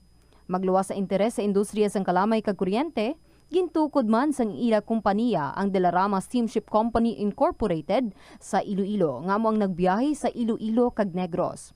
Ang duwa sini ka barko nga Don Esteban kag Don Isidro ang ginpasad pa sang Frederick Krupp Germania Shipyard sa Kiel sa 1939 kag gingamit bilang troop transport para sa US Armed Forces sa Pacific Theater sang World War II. Masami bala nga nagabiring ang imutiil? Suno kay Dr. John Hubert Pua, isa ka orthopedic surgeon, masami nga mabatyagan ang cramps sa idalom nga parte sang lawas. Apang mas delikado kung masami mo ining mabatyagan sa ibabaw nga parte sang imulawas, kaangay sang kamot, bangod posible ini nga palatandaan sang mas malala nga balatian, kaangay sang sakit sa tagipusoon, diabetes, kag hypothyroidism. Nagpanugyan ang doktor nga ang pinaka-epektibo nga solusyon sa cramps amo ang stretching exercise tubtub madula ang pagbiring. Nagasala ka bala sa imo nga tulunan kag daw hindi ka makahibalo kung ano ang imo nga unahon? Kung magtuon ikaw, siguraduhang anay nga nakakaon ikaw sang maayo, agud nga maka-function ang imo nga utok. Kung gusto mo ang snack, siguraduhan man nga na-preparar na ini antes pa man ang imo study time. Bangod basi, mawili ikaw sa pagkuti sang imo nga pagkaon kag ma-distract ikaw sa imo nga tulunan. Siguraduhan man nga tapos na ang imo nga olobrahon sa sulod sang balay para nga makalikaw sa interruption kag para sigurado naman nga maka-relax ikaw kung matapos mo na ang pag-review. Ini nga pahanumdom ang ginadulong sa imo sang the #1 and most trusted radio network in the country, Bombo Radio Philippines. Basta Radio! Bombo! Gabulig sa paglikaw sa nanuhay tuay nga balatian ang simple nga pagkaon sang citrus fruits kaangay sang pomelo nga puno sang powerful immune boosting antioxidant. Ang pomelo ang puno man sang lycopene, isa ka anti-inflammatory, anti-aging antioxidant nga nagapanami isang supat. Ang duga naman sang panit kag dahon sang pomelo ang natukiban nga makapatay sang cancer cells kag nagapalikaw sa paglapta sini sandig sa test tube studies. Kauntasan, La Paz Batchoy. Ang Iloilo ang kilala bilang home of La Paz Batchoy. Mahimo kagid nga maglibot sa Iloilo. Mag-food. Ito ang Bombo Radio Philippines. Fully digitalized. Numero 1 sa balita, komentaryo, drama at serbisyo publiko. Bombo Radio Philippines. Bombo Radio Philippines. Ang inyong #1 at most trusted radio network in the country. Basta Radio Bombo! Yes, good afternoon. Mayong hapon sa inyo mga kabombo. This is Tita Regine. Yari na ang kahapon lamang program. It's a beautiful, beautiful day. Beautiful Wednesday, April 24, 2024. Kag nagapanumbali kita para nga magbasa na naman so that maka-enjoy kita sa mga istorya nga aton nga pagabasahan para sa inyo. Syempre, gin-share diri sa aton nga mga letter senders, mga gwapo kag mga gwapahon nga mga letter senders naton. And ako, I am hoping that one day soon kamo man dira, especially those nga wala pagid nakaagi share pero interesado man nga magpadala sang ilang mga istorya. Kung interesado ka, simple lang ay mga himuon, tagai lang sang tiyempo. Sulata ang imong istorya. Kung may gadget, pwede nga ma-computerize. Kung wala, pwede gihapon, kamuton, sulaton. So kung computerize, paki-email na lang sa bombo_iloilo@bomboradio.info, or kung wala computer, pwede nga isulat. And then ipadala lang sa kahapon lamang program, DYFM, Bombo Radio, Iloilo, Sky City Tower, Mapa Street, Iloilo City. Sa aton dira nga mga suki, far and wide, and also those nga ari lang diri sa mga tabi-tabi lang. Salamat gid for your time again. Mag-enjoy kita sa aton nga paguptanay this afternoon, and we start with a song from Edwin Dimakulangan. Mahirap gumawa ng kanta. Good afternoon gid sa inyo tanan. This is Tita Regine, and this is KLP. Ng kanta, lalo na't marami akong problema. Paglito ang isip ko, hindi ako magtataka. Sadyang mahirap gumawa ng kanta. Mahirap gumawa ng kanta. Nalilimutan minsan ng tamang nota. Kahit ang titik nito'y angkop sa melodiya, di matapos kasi wala ka. Sino na kaya ang aking inspirasyon? gantang ginagawa hanggang ngayon. Mabibigyan pa kaya ng pagkakataon na maibalik pa ang ating kahapon? Kahirap gumawa ng kanta kung ang puso ko'y laging may kaba. Pumipibog-tibok at hanap-hanap ka tuwing na dahil mahal pa rin kita. Akala ko'y makakapiling ka sa habang panahon, makakasama ka sa maraming taon. Ako'y iniwan mo, bakit nagkaganon ang buhay ko? Gulong-gulo hanggang ngayon. Kahirap gumawa ng kanta, buhat ng lumisan ka, at nang nakita ka pang may kasamang iba, nawala ng siglang tapusin ang kanta. Sino na kaya ang aking inspirasyon sa aking kantang ginagawa hanggang ngayon? Magbibigyan pa kaya ng pagkakataon na may balik pa ang ating kahapon? Sino na kaya ang aking inspirasyon sa aking gandang ginagawa hanggang ngayon? Magbibigyan pa kaya ng pagkakataon na may balik pa ang ating kahapon? Na may balik ang ating kahapon. Mahirap gumawa ng kanta. Mahirap nga ba? Oo, hindi. Kung may inspirasyon. Alright. So, ngita kita na inspiration para nga makahimo kita sang kanta. 19 minutes after 2 o'clock. Again, I welcome you all sa Kahapon Lamang program. Kaupo din niyo si Tita Regine. Mayong hapon sa tanan sa liwat. Ari na kita sa atong first story sa sining hapon. Umpisahan ta with this one from Nening sang Iloilo. Dear Tita Regine.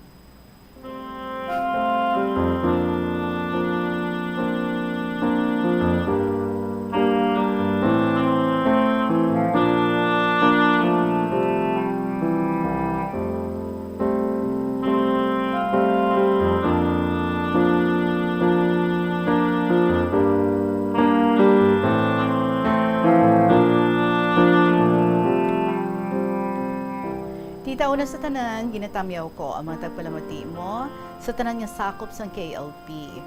Tita, tawagala ako kay Nening sang Iloilo. Ang istorya ko nga ini ka pakaisa ko, tita. Sang una, Tita Reg, may 3 ako kapakaisa, 2 lalaki, 1 ka babae. Kaysa amon balaan, tita, ang mga panimalay malayo sa kasilingan. Kami may balay man sa bukid, pero sa baryo gid kami nagatiner.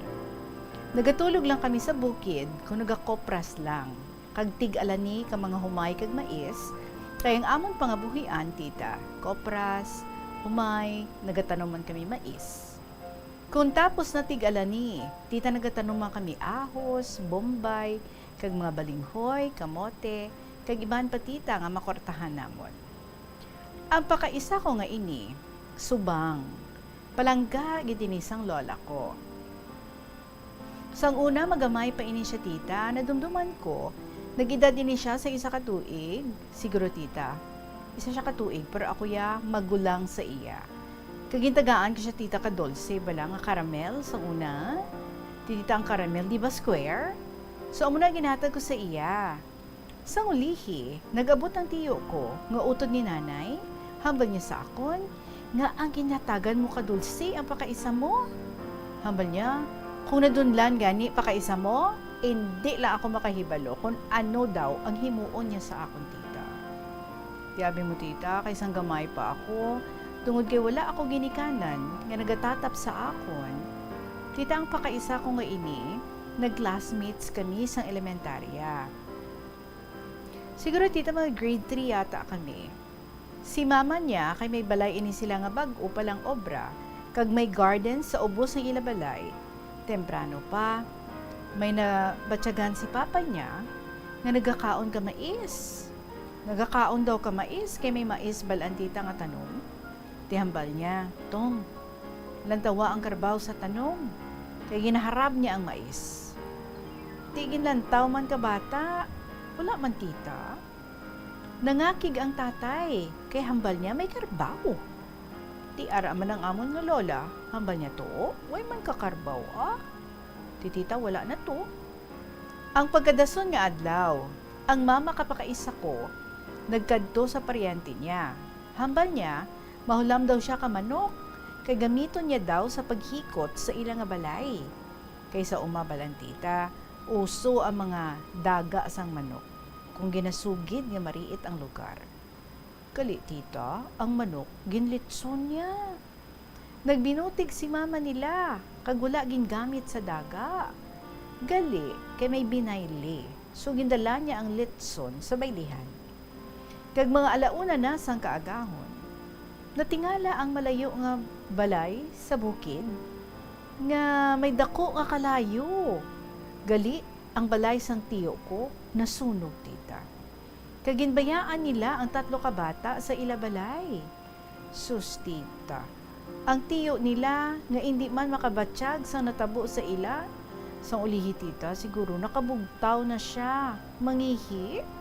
Tinatingala siya nga nagalinupok ang mga kawayan kabalay tita. Nakita niya nga bilog na ang balay kakalayo. Tita, nagdalagan siya pakadto sa balay, kautog niya nga wala shorts. Tita, nag-brief lang daw siya. Nakita niya nga buhi pa ang mga bata, pero wala siya mahimo. Kay likop na ang balay kakalayo. Nagdalaga ng tiyo pakadto sa baryo, kagin pabalo ang ginikanan. Tita, abi mo, ang lechon, gintago pa nila sa balay sang ginakuprahan, bisan amo na ato ang natabo. Abi ko tita, masalbar pa ang mga pakaisa ko. Abi ko, makita ko pa sila nga buhi. Gali isang ulihi, pag abot nila, ang lola ko namangkot, kundiin ang mga bata, gintudlo nila. Ara ako, hambal sa mga tao. Ay sus, pagkakita ni lola nga naputo sa banig, naghugaplak siya tita. Wala gid kami kapangaman nga malipong si lola. Ti, siya naman gintabangan ka mga tao. Abi mo tita ang ginikanan, dumabo ang sanatabo sa ila bata. Paghaya sa ila tita, gintingob sila sa isa kalungon. Hindi mo na makilala, kay upos na sila. Kag pagkatapos lubong tita, gindala sila pa Maynila para makalimot sa mga natabo sa ila. Ang mag-asawa. Sabi mo, tita, kung magkadto ako sa bukid, wala ako nag-aagi dito, kay nasubuan ako. Kag daw makita ko, nga ara lang sila. May hambal, maging aswang daw ang mga bata. Kay hambal sang ila mama, paglakat nila, ang dalapugan, ginbasyahan nila ang kalayo katubig. So ang kingki, nagakabit man. Tita, daw masyado na inikalaba ang sulat ko, hasta na lang diri. So sige tita, tawag lang ako kay Nening sang Iloilo.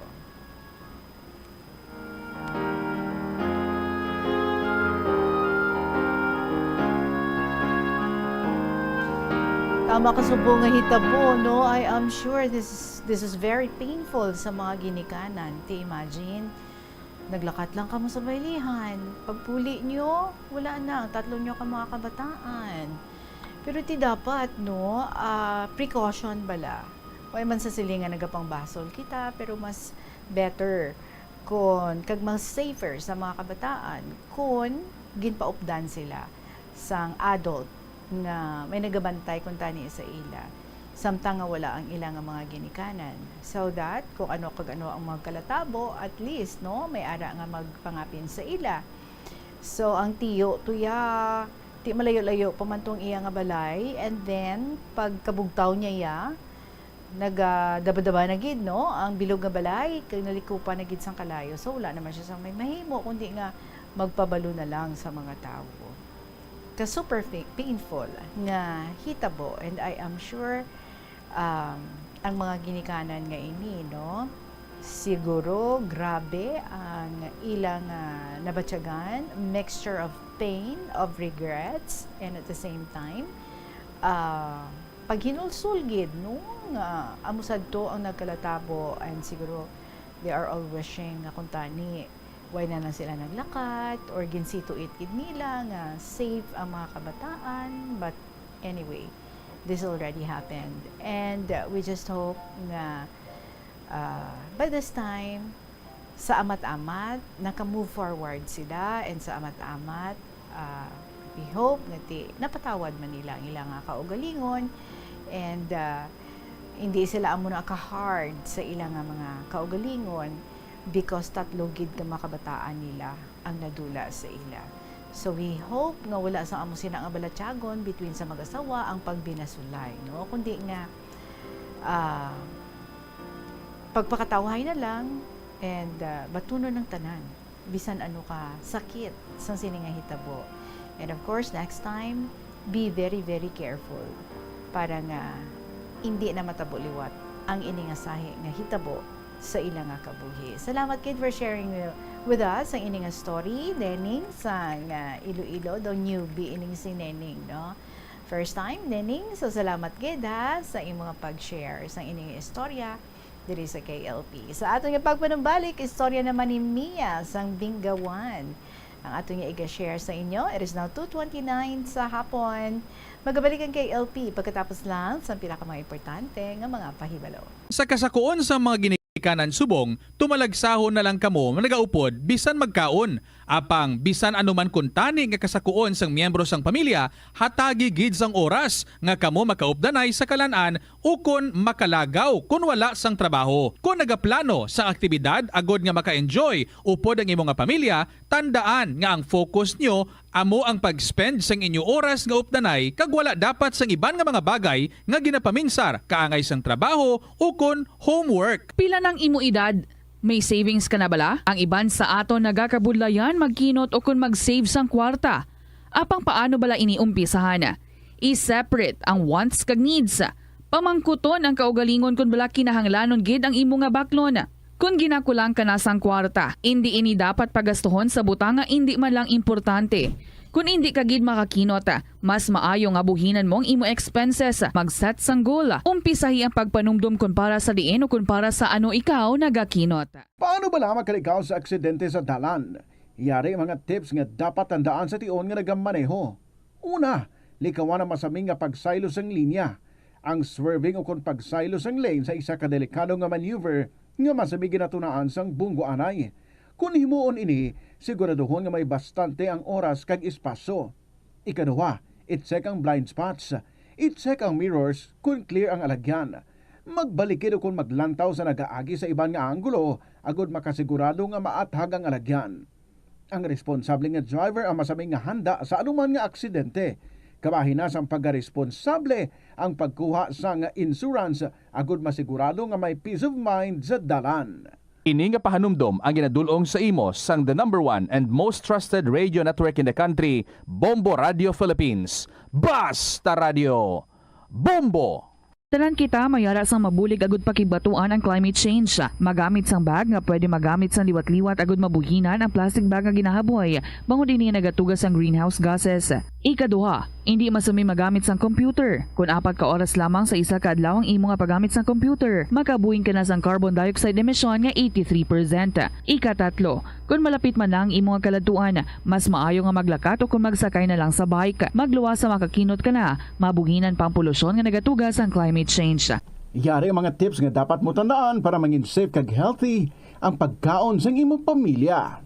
Maglikaw sa tuman ka matambok, maasin, kag matamis nga mga pagkaon. Basahon sang maayo ang label sa mga balaklon kag i-check gid ang ilang nga expiration date. I-check sang maayo ang ginabakal nga karne kag isda agud makalikaw sa diarrhea kag food poisoning. Likawan naman nga magbakal sa mga unlabeled kag ginrepack nga mga pagkaon. Kung ginrepack gid man ini nga mga pagkaon, kinahanglan nga mayara sa gihapon ini sang husto nga label information. Ini nga pahanumdom ang ginadulong sa imo sang the number 1 and most trusted radio network in the country, Bombo Radio Philippines. Basta Radio! Bombo! Madamo sang balatian ang mahimo nga maangkon bangod sa El Nino season. Gani pahanumdom sa publiko nga maghimo sang precautionary measures bangod sa tuman nga init. Kagkakulang sang tubig ang posible kabangdanan sa mga balatian, kaangay sang asthma, cholera, dengue, diarrhea, fatigue, food poisoning, heat cramp, heat stroke, sunburn, typhoid fever, kag iban pa nga balatian mangod sa pagkonsumo sang pagkaon nga apektado sang red tide. Isa man sa madata subong El Nino, amo ang dengue, kagagud balikawan, i-obserbar ang 5S strategy, kaangay isang search and destroy mosquito breeding sites, self-protection, kaangay isang paggamit sang insect repellents, seek early consultation sa pinakamalapit nga healthcare facility, support fogging, spraying, kag misting sa mga hotspot areas, kag sustain hydration. Ini nga pahanumdom ang ginadulong sa imo sang the number 1 and most trusted radio network in the country, Bombo Radio Philippines. Basta Radio! Bombo! Atensyon sa mga mahilig magamit sang aircon. Nagpaandam ang medical expert batok sa mga balatian nga mahimo makuha gikan sa sobra-sobra nga paggamit sini. Sino ka Dr. Maria Encarnita Limpin, isa ka experienced healthcare specialist, mas maayo nga tsakyaron nga malimpyo ang hangin nga nagikan sa aircon bangod kun mahigko. Mahimo ini nga magtugas sang impeksyon kag mga balatian kaangay sang pulmonya. Gani hagan-hagan na lang ina bangod bisan makabulig ini sa imo sa maginot nga tiyempo, may risgo man ini sa imo nga ikaayong lawas. Nga ginadubilian ang illegal nga droga. Makamamatay. Ang nagagamit sang shabu posible mapatay tungod sa cardiac arrest o kung hindi gani tungod sa drug overdose. Makaguba sang lawas. Makadulot ini sang pagkaguba sang kidney o kung pag-angkon sang hepatitis, posible man nga malatnan sang acquired immune deficiency syndrome o kung AIDS. Maglikaw sa illegal nga droga para sa matawhay kag malinong nga komunidad kag pamilya. Nagalibogid bala ang imo ulo kung manog tapos na ang bulan o kung basta due date mo na, nagapahanumdum gid ang financial experts nga dapat bayaran mo sa husto nga tion ang imo nga utang bangod maalam ini nga paagi sa paggastos ang imo kwarta kag may maayo pa nga mga benepisyo. Halimbawa, malikawan ang late fees kag maprioridad ang importante nga mga galastuhan. Dumdumaman nga ang on-time. Balik kita diri sa kahapon lamang program. Next story naton is from Mia sang Bingawan. Dear Inday Regine.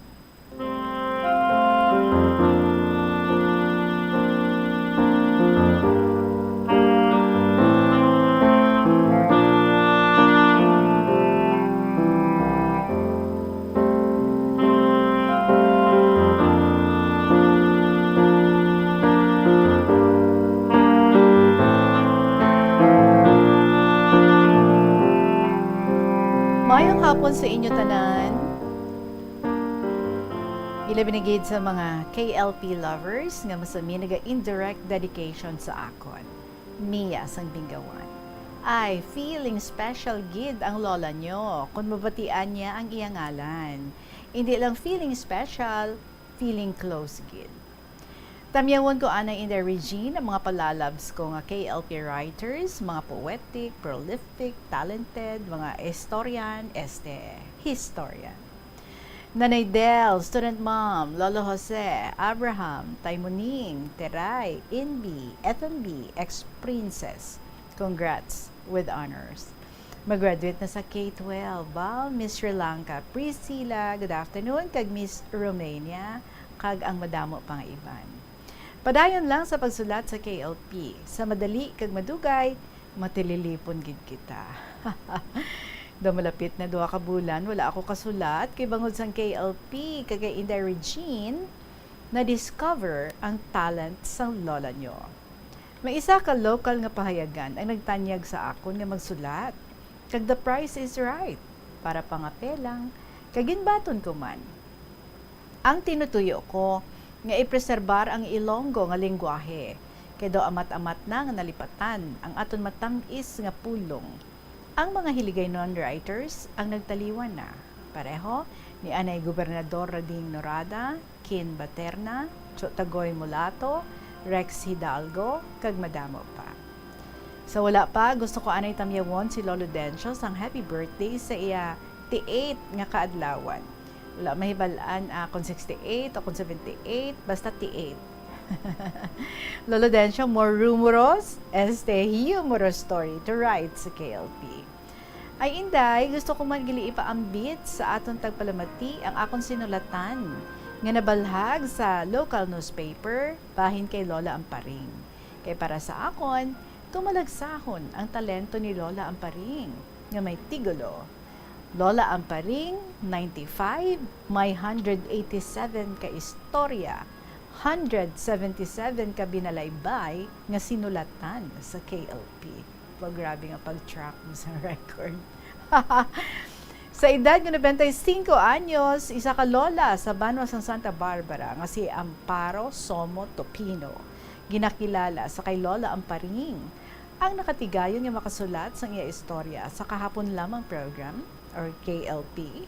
Isa ka programa sa Bombo Radyo Iloilo nga ginatiglawasan ni Tita Regine. Halin alas 2 sa hapon, tubtob las 3 sa hapon.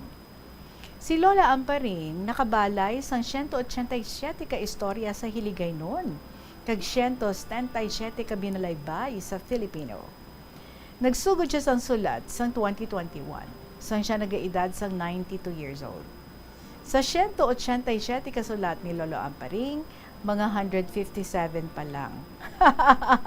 Ang natapos basa ni Tita Regine. Kag madamo pang nabilin nga istorya kag binalaybay ang wala mabasa. Soon. Okay, ginaamat-amat ta ina. Alright. Si Lola Amparing ang isa ka licensed public school teacher kag nagatudlo ini siya sang Filipino subject. Sang ginbisita si Lola Amparing sa mga KLP lovers sa ika-95th nga kaadlawan sa tong April 11, upod ang mga KLP contributors ng Sanday Jesusa, Mia sang Bingawan, kag Miss Deo sang Putotan, tuman ginang kalipay ni Lola Amparing. Ang prolific writer kag Miss KLP nga si Miss G nagpadala lang sang iya regalo nga ballpen kag stationery paper para sulatan ni Lola Amparing sang iya mga istorya. Mayad kay nag-agto kamo sa birthday ko, kay kun wala, hindi na ako magsulat sa KLP. Hambal ni Lola Amparing.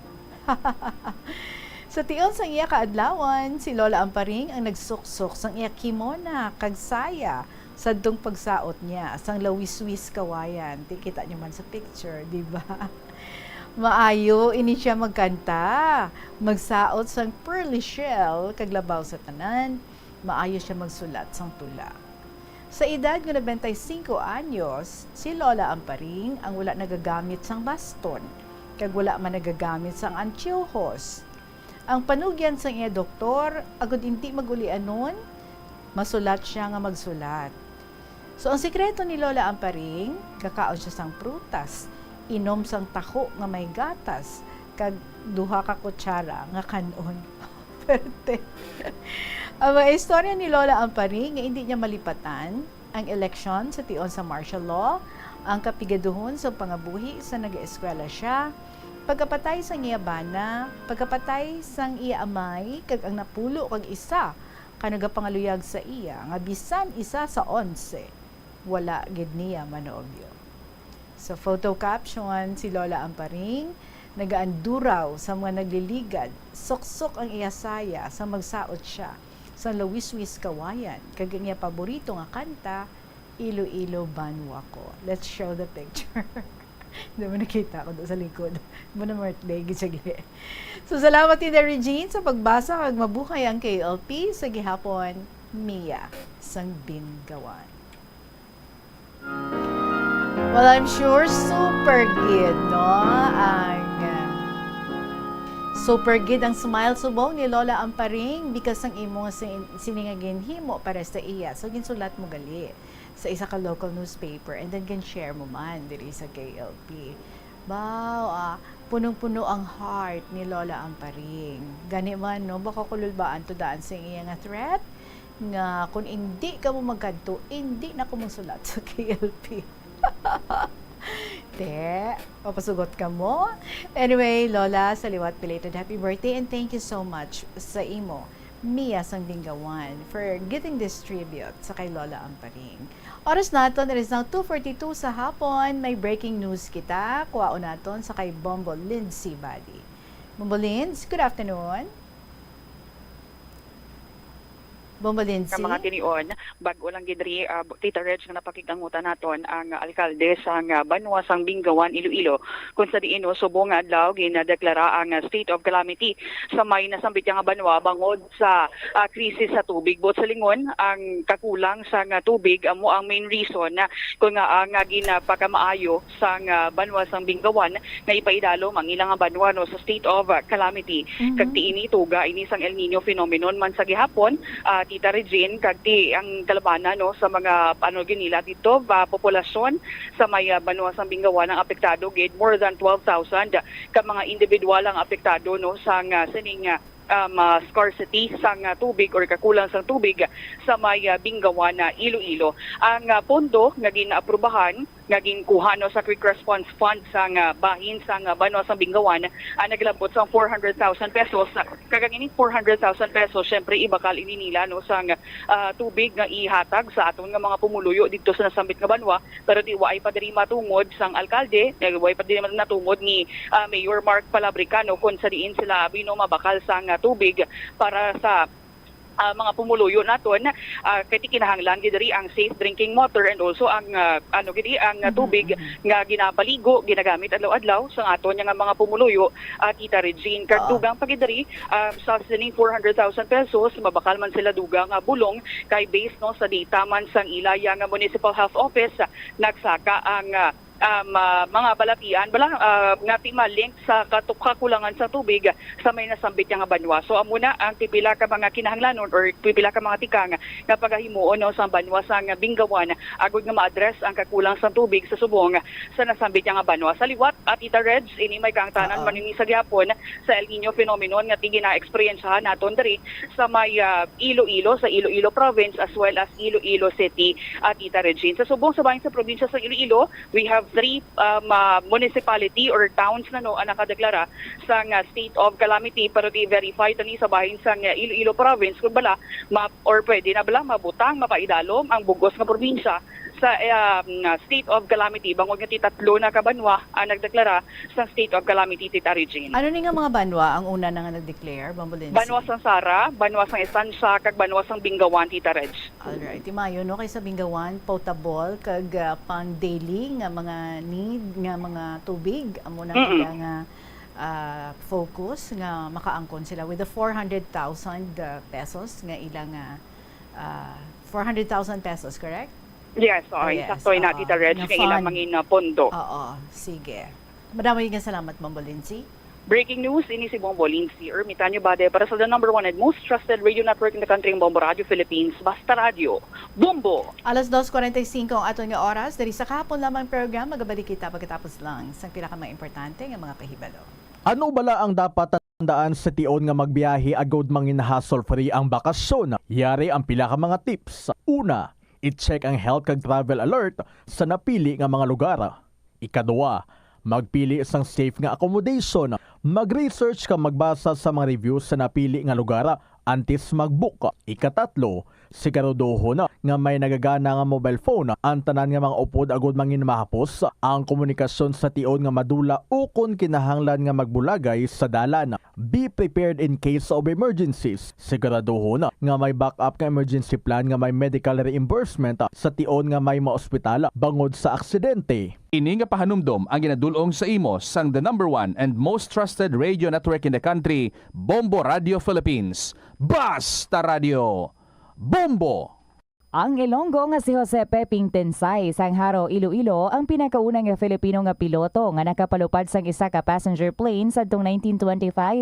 Ini amo ang eroplano nga Curtiss Oriole biplane nga may ruta nga nagalawig sang 43 kilometro sa sa Iloilo padulong sa Bacolod. Samtang ang pinakauna naman nga commercial airline sa pungsod kay sa Asia amo ang Iloilo Negros Air Express Company nga nauna pa sa Japan Airlines kay Singapore Airlines.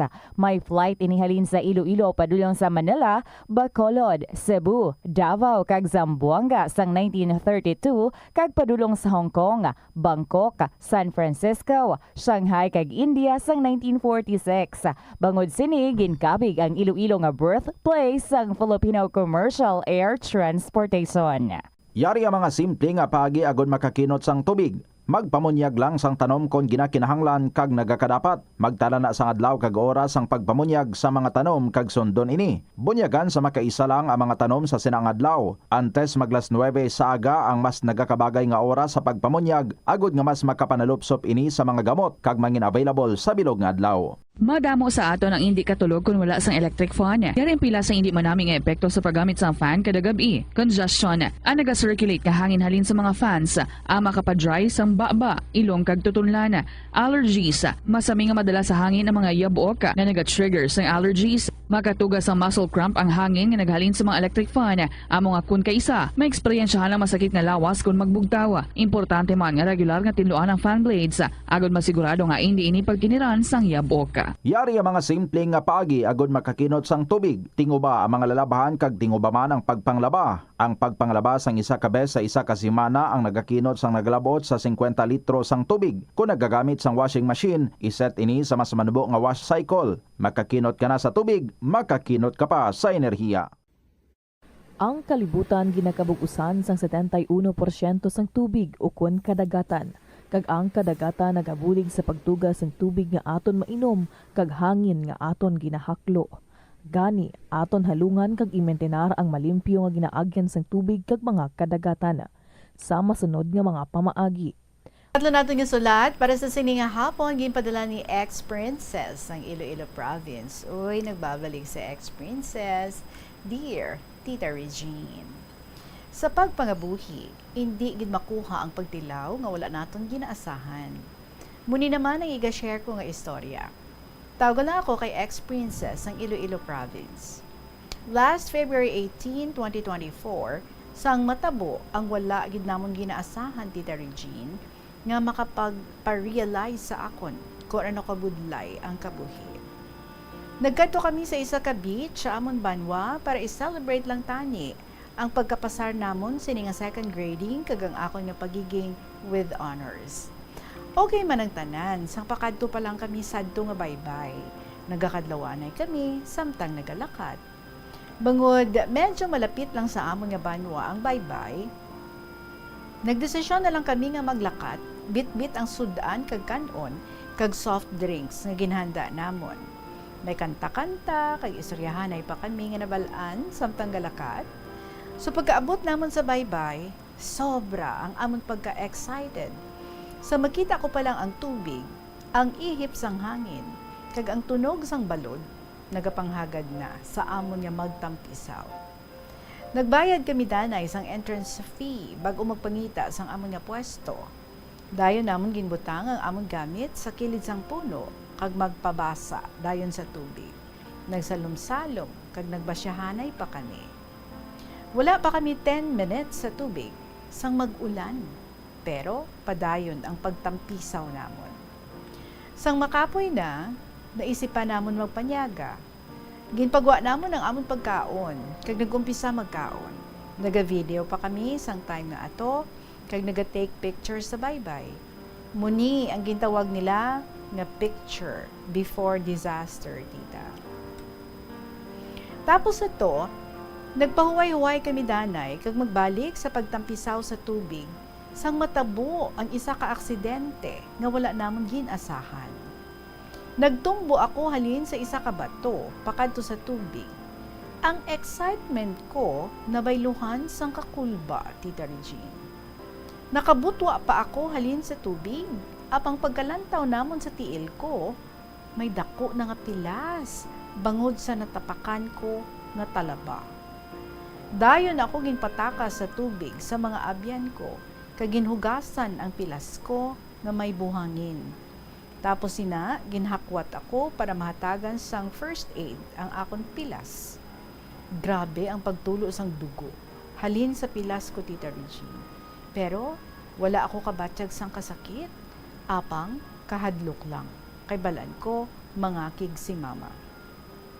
Nami ang hambalya, maghalong kami, tapos sa mutong natabo, kag isa pa, balan ko sa kaugalingon ko, nga sa kadako sang pilas ko, kinahanglan ini nga tahion. Ginatagan ako sang first aid sa mga staff sang beach nga to. Ang hambal nila, maayo, amo lang na ang nadangatan mo. Damo na kaso sang pagkalumos kag disgrasya ang dagat nga ato. Ang iban sa ulo pa ang pilas, kag ang iban wala na nakabutwa sa tubig. Aksidente gidman di ta mapunggan. Correct. So relax ka lang, di mo danay pagtapak ang pilas mo, magrabi ang pagdurgo. So amo na, Tita Regine, ginahakwat ako sa mga abyan ko hasta makapuli kami sa balay. Kisa nagalakat-lakat man ako nga ako lang, nagatihin lang kay ang akong pilas sa talampakan. Ginpakita ko kay mama ang tiil ko nga may panyo, nga damos ang dugo. Apang wala ko ginpakita ang pilas, Tita Regine. Abi ni mama, madugo lang ang pilas ko, kagamay lang. Apang sa ginpakita ko sang aga, grabe ang kulba kag kabalakan niya sa makita. Talahiun gid ang ako nga pilas. Hindi man ako tani gusto, Tita Regine, apang wala ako mahimo. Antes kami magpa-hospital, ginpangkuha ako ang gamay nga buka sang shell nga nagadukot sa akong pilas, may gingabot pa ako nga shell sa akong tiil. Sa magsulod kami sa emergency room sa hospital, tita, grabe ang kakulba ko, kay balaan ko, tahion ang akong pilas. Ginpapong ko ako nila sa pulungkuan, tapos maging process lang si mama, nga record ko, tapos dayon nga gintahi ang akong nga pilas. Tapos pagtahi, gina-imagine ko pa lang, ang daw balas ang stapler nga gintahi nila sa akong tiil, grabe man gihapon ang kulba ko. Samtang sa gintahi nila, gasingkitan ako, nga sugid ta kamo kay papa, bangod sa kasakit. Maskin may anesthesia, batyagan ko man gihapon ang pagtahi nila. Nagpamangkot na lang ang doktor dayon kay mama nga, ano nyo ang pasyente? Sabat ni mama, daughter ko, dok. Tapos namangkot paliwat ang doktor nga, din si papa ya ma'am, mangkot pagid sang doktor, tinagsabat si mama nga, sa heaven, dok, pila na ka years nga nadula. Papuli kami sa magbantay kami sang bus, bisan hinay ako magtikang, patient ang konduktor kag ang driver. Ginpapungko pa ko nila sa pulungkuan sa kilid sang driver ayon. Nagpamangkot pa ang driver kag ang iba nga pasahero nga na ano ang tiil mo. Tigin sabat ko naman sila nga napila sang talaba sa baybay, medyo dako muna gintahi. So naglipas ng 3 ka adlaw, wala ako kagwa sa balay. Pero nag-abot gid ang adlaw nga kailangan ko nga magwa sa balay kay pictorial namon para sa graduation. Pagkagwa ko pa lang sa sagwa, damo na tawo ang nagatulok sa akon. Nagatsinelas ako kag may mga tape ang tiil. Tita, damo nga makakilala ni mama sa banwa. Sa makaabot kami sa eskwelahan sa gate pa lang, damo na ang nagatinulok sa amon. Kagang iba nagpamangkot man kung naano ako. Ginsugid ko man kung anong natabo, tita. Halin pagkapilas ko, Tita Regine, damo na ang mga tao nga nagaka-notice sa akon. Ang dati nga mga classmates ko sang elementary, nga wala na ako ginasapak, sang kita nila ako ginaalalayan, gulpi ako nakilala. Kag damo man ang mga tao nga hindi man namon kilala, gapamangkot kung ano ang natabo sa akon. Tita, sa makaabot ako sa room, grabe gid ang huya ko, kay damo ang nagatulog sa amon, sa alagyan, kagapamangkot. Usually, tita, hipos malang ako kung mag-abot sa room, kag ang mga classmates ko, desiman sa ginaobra nila. Pero that time, nahuya ako sa ila, Tita Regine, kagapiang-piang, gatintin, kagatihin ako maglakat. May ara man gani, Tita Regine, nga estudyante, naghambal nga, buligi no sa uya, wala siya panaog. Hambal nila, kagatintin ko panaog sa hagdan. Tita Buligan, mangkutani, isang best friend ko, pero nang hindi ko, kay mas mabudlayan ako magtikang. Mas nagnubo ang self-confidence ko sa mga time nga ato dita. Balan ko sa kaugalingon ko, prone gid ako sa judgment, bangod sa physical appearance ko. Pero nagdugang pagid, kay napiang pa ako. Naisip ko gulpi nga, ano nahimo ko? Nga kailangan ko maranasan, ini nga pagpangabudlay. Wala man ako gakadlaw, o kung wala ako man ginalangulango, ang mga may kapansanan, ilabi na gid ang sa tiil. Pero nga kailangan ko parusahan sang amusini. So, amo na lang na tita, ang naisip ko that time, budlay na daan sa akong part, nga insecure ko daan sa akong physical appearance, muna nga wala ako nag-socialize. Tidugangan pa nga napiang-piang ako, nakahakot pa ako sang atensyon, nga mas kinahuya ko pa. 2 weeks ang nakalipas, tita. Kinuha ang tahi ko. Sang pasulod kami sa hospital, damo naman nga matawang nga pamangkot na ano ako. Ginasabat ko man sila. Hasta nagapila na ako para kuhaon ng akong tahi, nagaistorya kami sa upod ko, mapakuha man tahi. Ang ila tahi sa tiyan, 2 ka lalaki, na appendicitis ko no. Bangod na kulbaan ko, gina-cheer ako nila, nga kaya ko ato. Muna, mas nagaan pakiramdam ko. Cause ang ila appendix nga naglupok, tita, obra. Wala pa tapos kaon, obra na. Ako niya, lagaw. Bisan first time ko maglagaw dito, hambal sa kaupod ko, natural man lang ang aksidente. Di ta malikawan. Kaya na lang. Pagkatapos naman pakuha sa tahi ko sa TL, tita, nagpauli na kami sakay sa bus, as usual, nga may namangkot na ano ang TL ko. Ginasabat man sila ni mama. Napatulog naman ako sa langit. Budlay ang ginpagdaanan ko, pero kayanon. Gapasalamat man ako gihapon, nga amo lang ato ang naaguman ko. Gingabayan ako ni Papa God, nga di matulad sang iban nga nadulaan gid sang kabuhi. Naisip ko dahil, tita, nga muna ginhatag sa ako ni Papa God, ang pagsubok nga ini, kay tibalaan niya, kaya ko lampasan. Mas kinahuya ako, tita, ginkaya ko. Inisip ko na lang, nga as long as wala ako ginatapakan niya tawo, wala problema. So, samtang papuli ako, gin-clear ni Papa God ang akong isip, kag naintindihan ko, kaginbaton ang akong sitwasyon, tita Regine. Maski balaan ko, medyo dugay man, bago mag-fully heal ang akong pilas, kag magtintin man ko gihapon sang lakat. Sa likod sa mga ulap, may araw pa rin nagliliwanag. Subong na budlayan pa ko, kay may challenge pa akong ginaatubang, apang, matapos gidi. Maski makasasala ako nga tao, padayon ako ginagabayan ni Papa God. Wala agad ako ginpabayaan sa mga time nga kinahanglan ko siya. Kailangan ta lang magtiwala sa iya. Everything will be okay. So, diri ko natapuso ng akong istorya, Tita Regine. More power and God bless you. Sa liwat, ini si ex-princess sa Iloilo Province.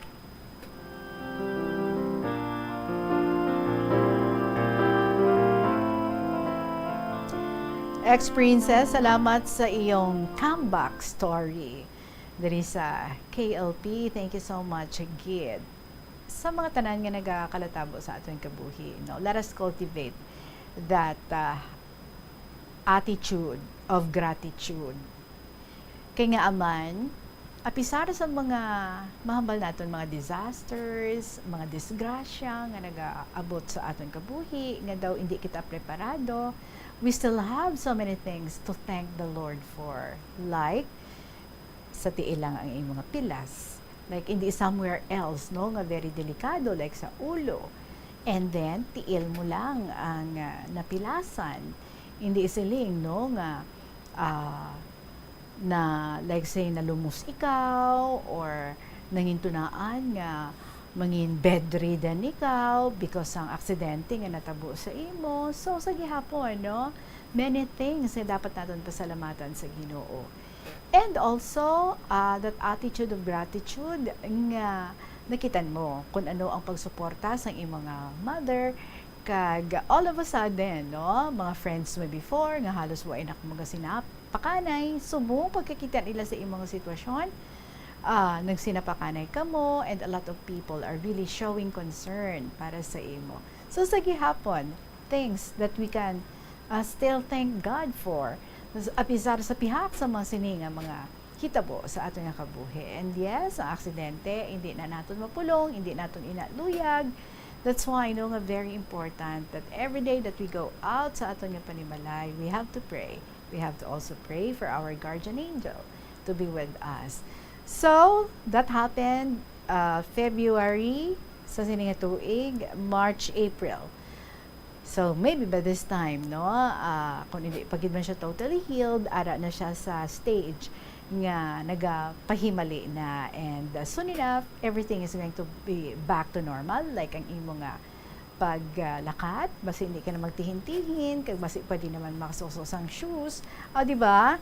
Congratulations sa liwat, ha? Graduate ka na gali, and then with honors. So, congrats from all of us diri sa Kahapon Lamang program. Again, thank you very much gid sa imo, ex-princess ng probinsya sa Iloilo. Mga kabombo, I'm also waiting for your own stories na i-share diri sa Kahapon Lamang program. So, palihog lang i-email lang sa bombo_iloilo@bomboradio.info. Pwede man sa Kahapon Lamang program, DYFM, Bombo Radio, Iloilo, Sky City Tower, Mapa Street, Iloilo City. Nonoy isang maasin, lihog na lang ko ha, kadto ka diri sa Saturday, diri sa Bombo Radio, before 2 o'clock, and palihog pa Xerox ang imo nga ID. 2 copies. Maga-interview ako sa imo. Salamat gid ha, sa liwat Nonoy isang maasin.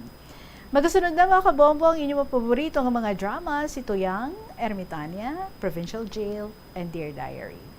Balikay naman kita tomorrow. Madaming salamat sa inyo. Sa gihapon, iningan niyo alagad si Tita Regine para sa Kahapon Lamang program. Good afternoon and God bless.